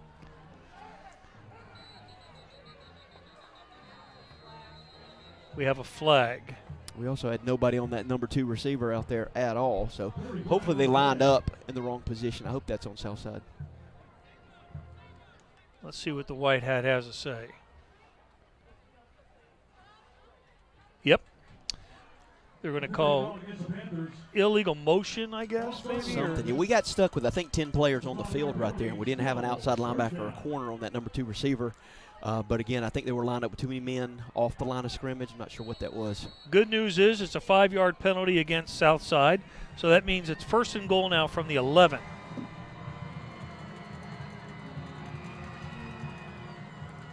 Neesmith takes the handoff, looking to throw, has a man, and it's a touchdown. Wow. I don't know how that got through. That was a well-conceived play, a good throw, good catch. Yeah, roll out to the right.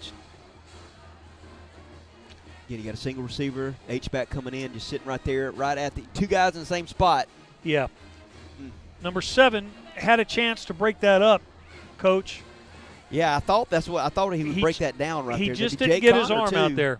Jake Connor, too. He's one of our better players. Jake just didn't get his arm out there. That is Southside's 4th touchdown of the second half. And the extra point is good, and now they've got a little breathing room as they make the score 35-20 with 10:57 to go in the game. It is time now for the Springville offense to come alive. They have to. There's really not a point now with the way the game is moving, the way they're moving the ball. This possession right here has got to get some points on it.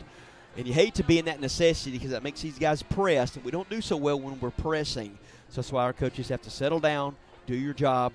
Whether you get them all in one play or it takes us 13 or 14 plays to get this, you've got to be consistent. No penalties, no turnovers. That was an impressive drive by the Panthers. It was 90 what? Mostly on the ground, 95 yards.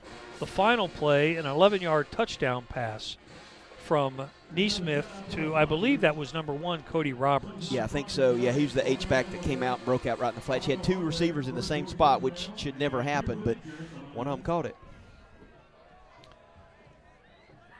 So it's 35-20 now, and not a lot of energy in the stands, not a lot of energy on the sideline. We need Springville to do something good to reignite this crowd and reignite that bench. We sure do. Again, so Stuart Floyd, he's going to reach in deep right here. And again, talk to the offensive line. It's got to start with the offensive line. We've got to be able to protect when Asa throws. We've got to be able to block when we're running. And again, we don't have to get it all in 2 or 3 plays, but we do need to get something here.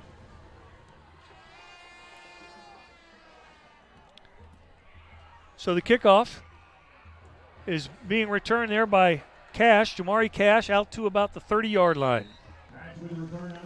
You know, when I think back to the start of that third quarter, when Southside took the second half kickoff and scored a touchdown, and then on Springville's first play from scrimmage, they fumbled, turned it over, and then boom, just 1 minute and 53 seconds into the quarter, Southside Gadsden had retaken the lead. Yeah, that was a huge turning point right there. And you hate to put anything on one play, but that was a big pivotal point.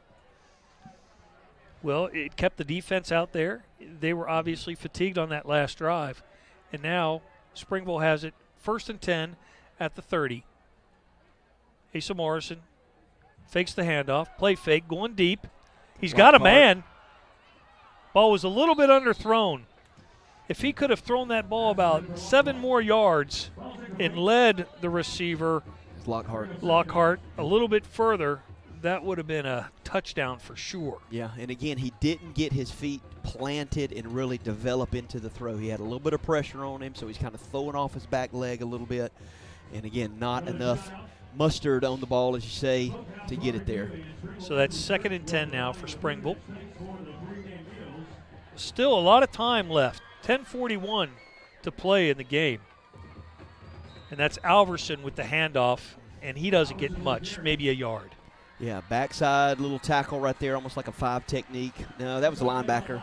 Just shot across right there, read it perfectly right there. And again, we've got to get the backside guard to cut that off if we can. So this is a 3rd and 9 for the Tigers.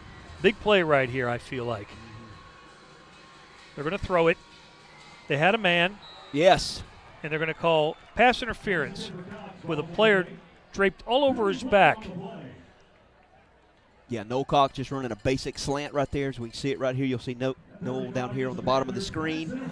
Just doing a quick slant, trying to get 5 or 6 yards. Receiver's on a man coverage, and he is just locked up with him.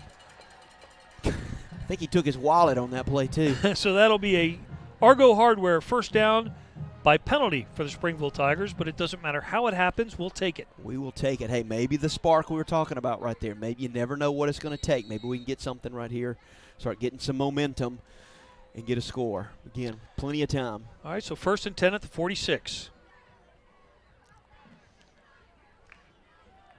Plenty of time indeed. 10-13 to play in the ball game. Springville trailing by 15.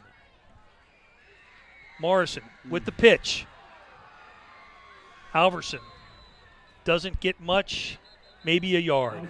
Yeah, dangerous right there. Dangerous. Plays quick pitch to the left. It's always tougher for a quarterback to try to pitch to the left. And again, Asa didn't have much, and when he got it to Alverson, he had less. So at least we didn't get a negative yard on that. 2nd and 9 now for the Tigers.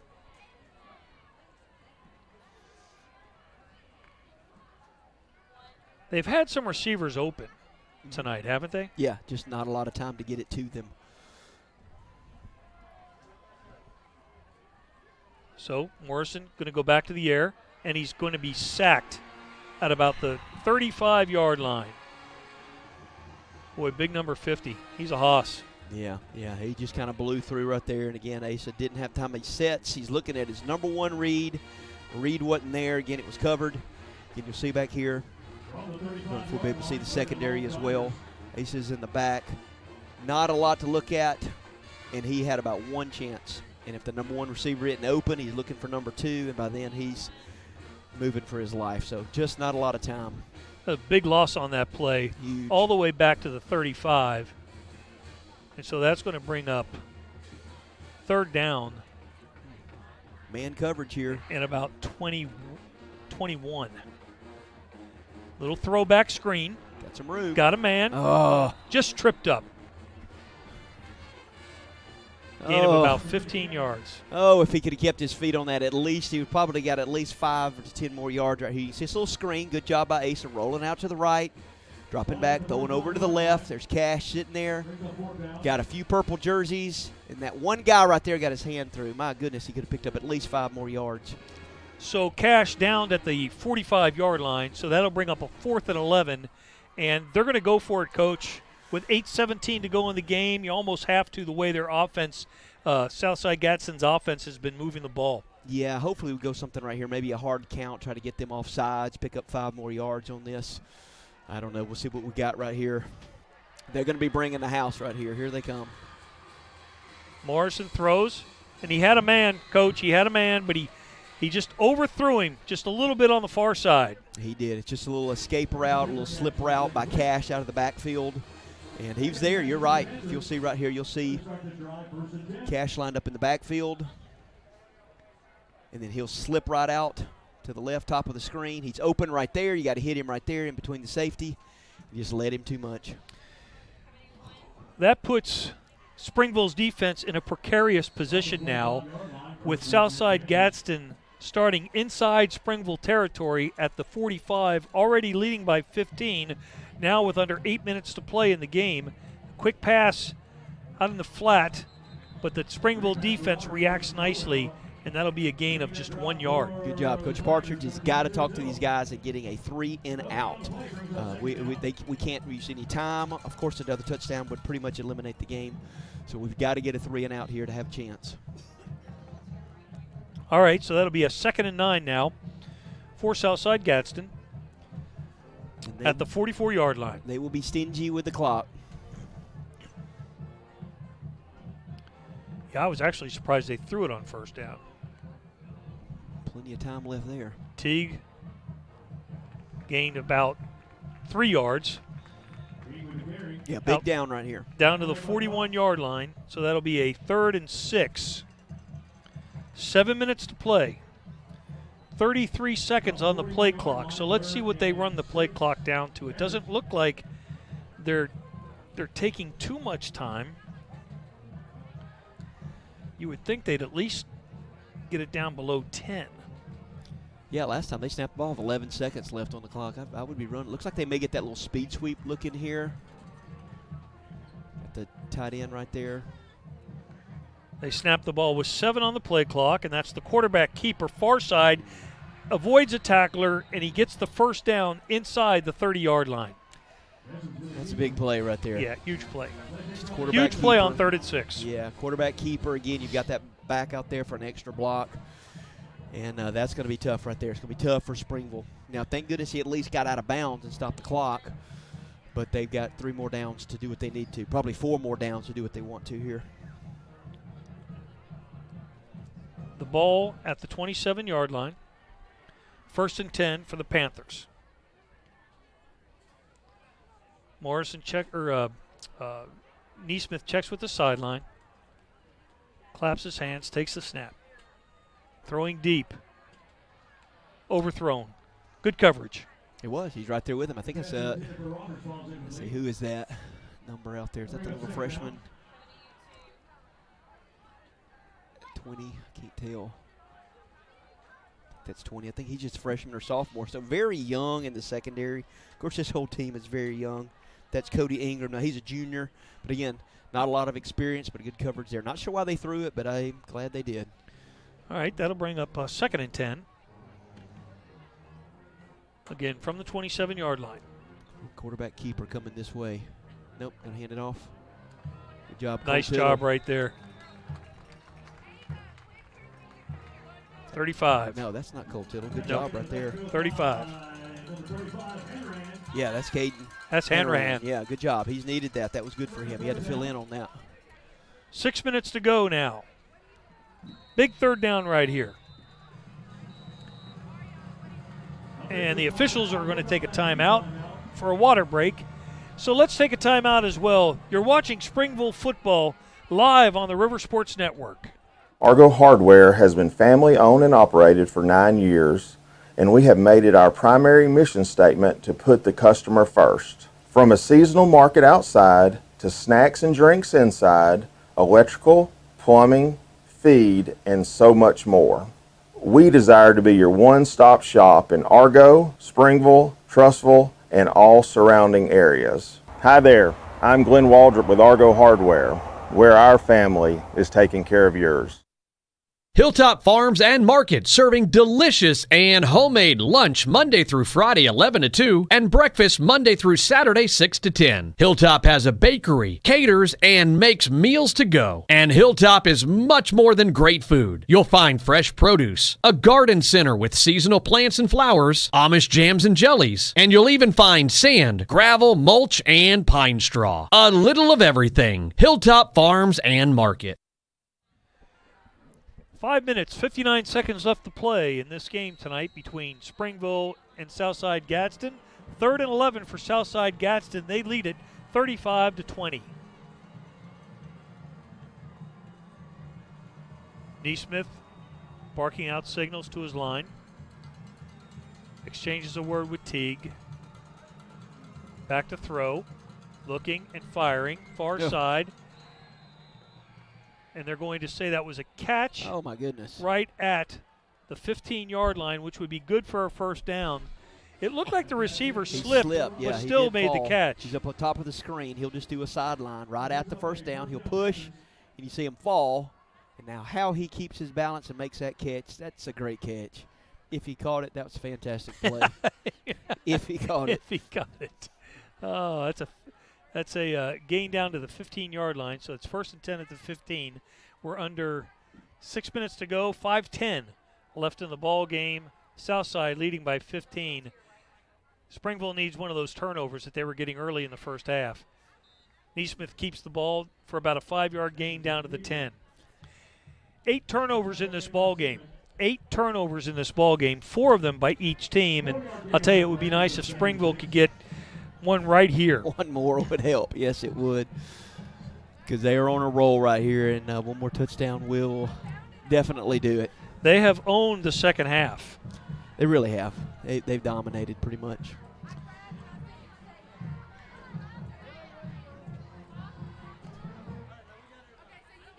Neesmith gives the ball to Teague, and Teague gets close to the first down. I think he's going to be about a yard short. Yeah, they'll keep it in here tight and run the ball. And, they're not necessarily looking for as much a score as they are just running the clock off. They get both. That's good. So Teague will keep holding the ball, or the quarterback will keep it. Maybe a speed sweep. We'll call it 3rd and 2 now.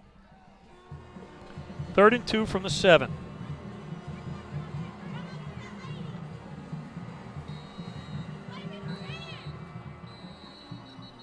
Whistles. What do we have here? I don't see any flags on the field. Timeout, Springville maybe? Timeout, Springville. All right, let's take another break on the River Sports Network.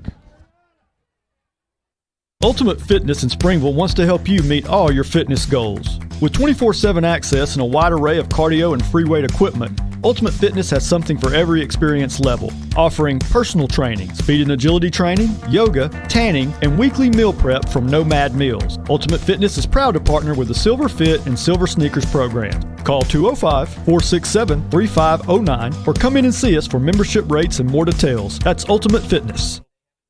Settled in a beautiful small-town atmosphere, the Woodall Building serves as an all-purpose venue specializing in intimate events from weddings and bridal teas to birthday parties and reunions. Whether you prefer one of the interior spaces or the outdoor courtyard, we have the space you need to host the event of the year. Schedule your spring event at 205-401-1496 or visit thewoodallbuilding.com.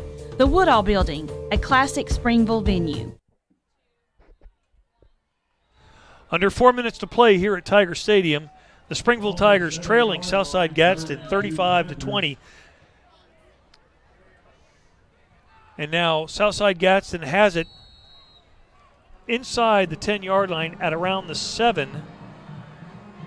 It's a 3rd down and 2.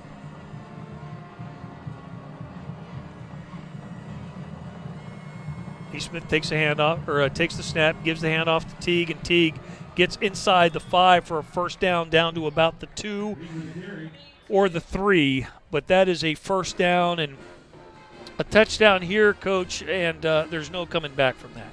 Yeah, right short of a miracle. This was a big possession for Southside to either eat up clock and score, and it looks like they're going to do both. So they're going to have it 1st and goal here.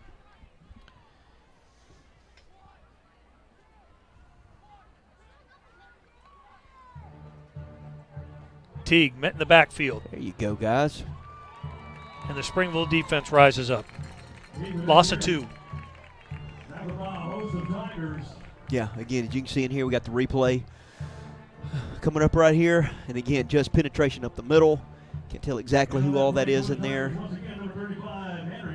Alex Cox, Swallows, those guys, Parker McAdams. Everybody's in there. See if we can do it again here. 2nd down and goal from about the 5-yard line. Again, working the clock now. 4 seconds on the play clock.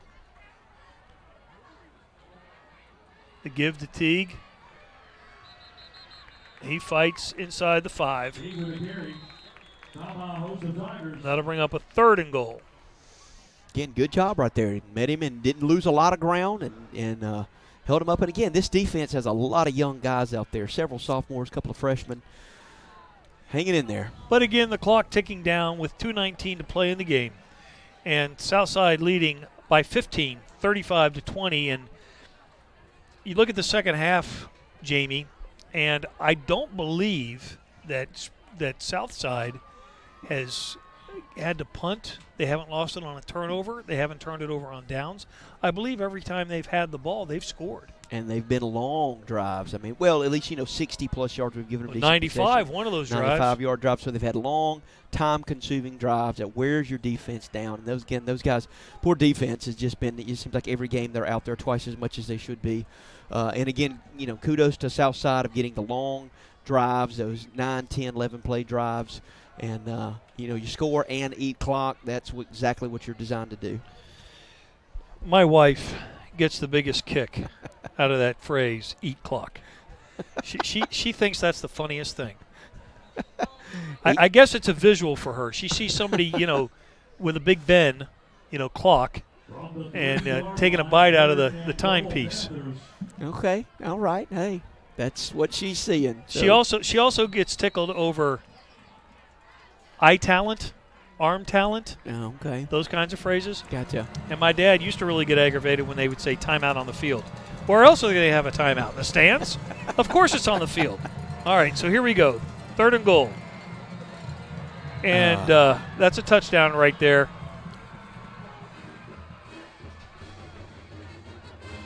It was number 1. Oh, is that number 1 on the running back there? Cody Roberts, it looked like. Yeah, again, he's gotten the ball quite a few times. He's kind of a wingback / H-back, and used him in there just to get inside and get that touchdown right there. And that should seal it up for tonight. Hate it for the Springville Tigers. But, again, defense fought every bit of that. They sure did. Fighting right up the middle right there. And again, another long possession drive by Southside. Yeah, that one, I believe, started on the 45. Their own 40, or Springville's 45. Remember, after Springville turned it over on downs. Oh, that's right, yeah. And so they only had to go 45 yards, but it took them about 8 plays to do it. Yeah, nice long time consuming. The 8 clock. Yes, it did. It sure did. Oh, man. I'll tell you. They say kids say the funniest things. How about wives? My wife gets so mad with timeouts. They're like, why do they call timeout? It makes the game last longer. Because they got to get in the commercials. Exactly. That's for Adam. They got to get in the commercials. That's the only reason. I remember when ball games used to be played in, a college game used to be played in 3 hours. Oh, easy. Anything Done. over 3. Now it's 4. I mean, it borders on 4 every game. Oh, championship games 4.5 or longer. It's just crazy. It really is. All right, 42-20. This is not what the Tigers had in mind when they were up 13-7. Yes, and had momentum and had the game. Looked like they were really doing well. Team was fired up, and again, just to show you how just a play or two can pivot the entire game's momentum and scoring from there. So another short kick, the second straight kick that has not been into the end zone, which has been unusual tonight for the Southside Gadsden kicker. Let's take a look at the rest of the schedule as we close this one out. Next week, it doesn't get any easier at Alexandria, and then you got to play here against Aniana, and then you got to go to Moody. So that's a pretty rough 3-game stretch right there. Yeah, and Aniana's got, I believe, it's homecoming here, which I hated homecomings as a coach because your guys tend to get unfocused and they're worried about everything but the football game. And Aniana is not a team that you can take lightly. I mean, you look at that schedule, and that is a tough schedule for anybody to have to play that just back-to-back-to-back games. You look at the back half of that schedule, though, with Lincoln, St. Clair County, and Pell City. There's an opportunity there to maybe string a couple together. I would hope so, yeah. And I was hoping tonight would be one again. Few turnovers and some 4th downs we missed out on. But let's not lose sight. I'm sorry to interrupt you, but let's not lose sight of the improvement we saw. Now, we didn't see a big improvement between week 1 and week 2, but we did between 2 and 3, even though they were playing leads. Yes. It looked to me like they had improved, and we certainly have improved between week 3 and week 4. Yes, definitely. We found out what we can do with Asa running and with the Alverson and some passes. And so, again, yeah, they're getting better. They're just playing very good quality teams every week. And let's not forget, I mean, I know the defense has given up 42 points here, but they've also forced 4 turnovers. They have. And they had a decent goal line stand down here, if you remember. Yes, they did. In fact, they That's had right. 2 of them, right? Yeah. Well, one down inside. I'm sorry, I'm thinking of Springville.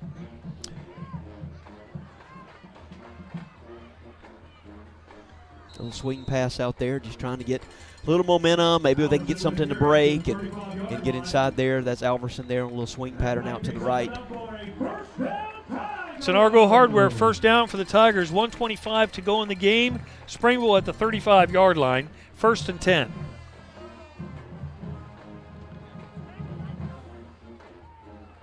Over the middle, incomplete, and then he took a lick.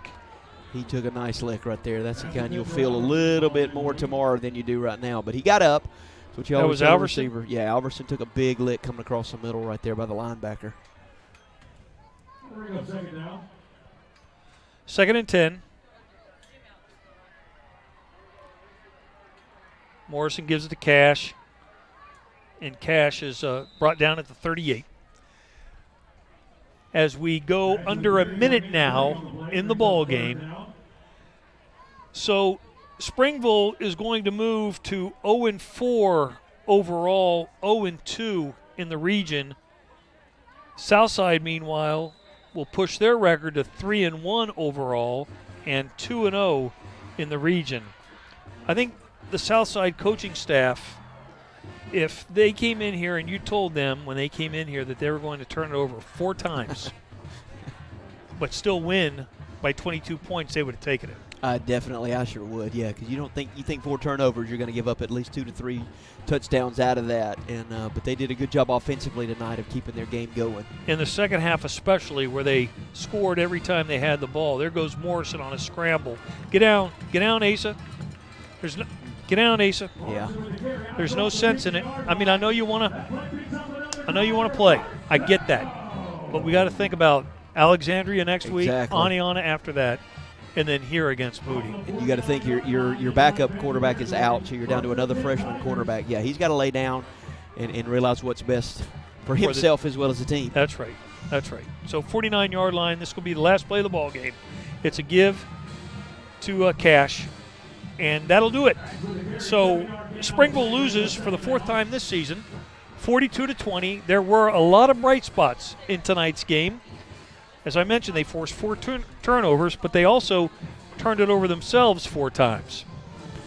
Yeah, very, very odd to see 8 turnovers in a ball game. But, one of those things that we did capitalize on a few of their turnovers. There was a couple of times we didn't get any points out of that. That's what you've got to erase.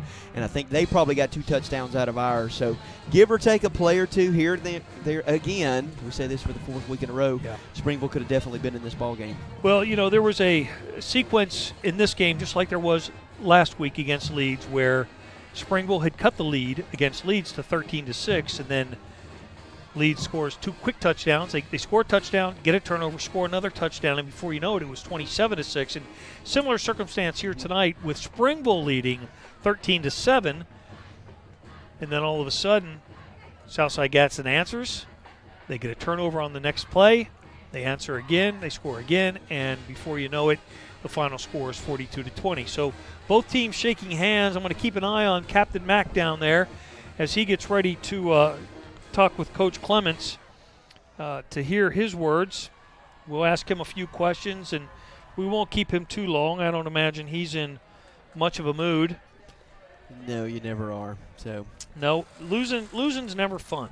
And I think of the mood we had there at the half here in the press box, where we were high-fiving and smiling and laughing and really enjoying being on top at halftime. Yeah, it's amazing again how just a couple of quick plays can change the attitude of quite a few people. But again, he knows what he's got to do. They see the mistakes, and they're trying to work on it. They are improving each week, and he needs to realize that. They are getting better. It's just, again, the opponents they're playing aren't giving them much room to have those mistakes. I think that Southside head coach Miles Holcomb that he's talking to, I believe those two know each other from their time with Rush Probst, maybe?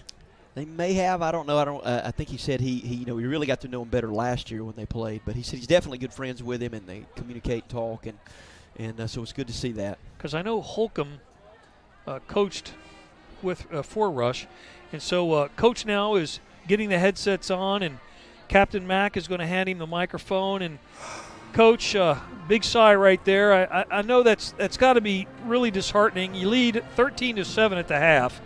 They come out, they score. You get the ball right back. First play, you turn it over. They score again, and then it was catch up. Yeah, I mean we can't do that. We're not good enough to do that, and that's just bad. And that's on me. That's attention to detail, and that's me.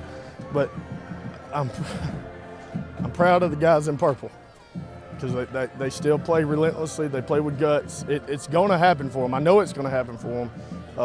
We just got to keep doing what we're doing. Well, Coach, we looked at, oh, bless her heart. We looked at the positives, Coach, and there were a bunch of them. You forced four turnovers. You had your first lead of the game, of the season rather, 13-7 at the half, mind you. So there were a lot of positives, Coach. Hey, there is a bunch of positives in my book because our guys kept fighting, and we kept doing what they're coached to do. We just got to make plays when it's our opportunity to make plays, man. We got to live in the moment. We'll come back. We'll go back and watch the film tomorrow. We'll go to work this weekend, and we'll get ready to go for Alexandria next week. Coach, we talked about it. We saw improvement, especially from week 2 to 3 against Leeds. Even though Leeds was a really good team, you guys really improved against them. And then I think we saw another step this week against this Southside team. Yeah, I mean, they keep showing up, man. Like, we had a great plan. The kids are executing the plan, and self-inflicted issues cost us again. And that happens sometimes when you're not playing in the moment and you kind of take things for granted a little bit. Things slip up on you. We didn't play very good coming out of the half. I don't know, man. We still got stuff to work on, but I love my guys. I love our kids. I appreciate our crowd tonight coming out and being behind our kids. Our band was good.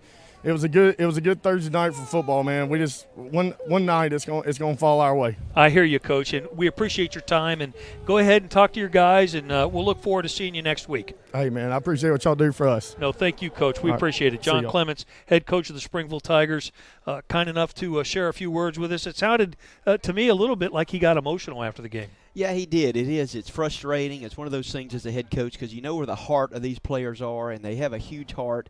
They're pouring it out every play. That defensive guys, those offensive line, they're doing the best they can. They're just very young. A lot of freshmen out there. You don't see that a lot in 5A ball. And then sophomores playing, and their juniors and seniors that are playing aren't terribly experienced. So the thing is, they got 3 quarters in tonight. The first, second, fourth quarter, they did really well. That third quarter just kind of bit them a little bit, and hopefully they'll narrow that down. Well, there was a lot of good defense tonight, even though the score was 42-20. I mean, after all, we had 8 turnovers in this game. And let's take a look right now at the Aatrox nightmare hit of the game. Again, probably Cole Tittle coming down here. I see the ball running down here to the bottom of the screen. He'll cut down through here. Cole coming off that block. And look at him. Boom. Boom. Right in the chest. Perfect technique. Yep. Perfect technique. That was the Aatrox nightmare hit of the game. So that'll do it from here at Springville High School. As I mentioned, the Tigers falling to 0-4 on the season overall, 0-2 in the region. And next week they'll be at Alexandria, and we'll be there with them. So until then, everybody, thank you for watching. Special thanks to, of course, Jamie Curley, to Captain Mac, Chris McNair, who was down on the sidelines. Our producer, executive producer, Tiffany Studdard, Madison Martin, our camera person, Michael Stocks, our camera person. Thanks to the entire crew who did a great job tonight, and we appreciate you watching. We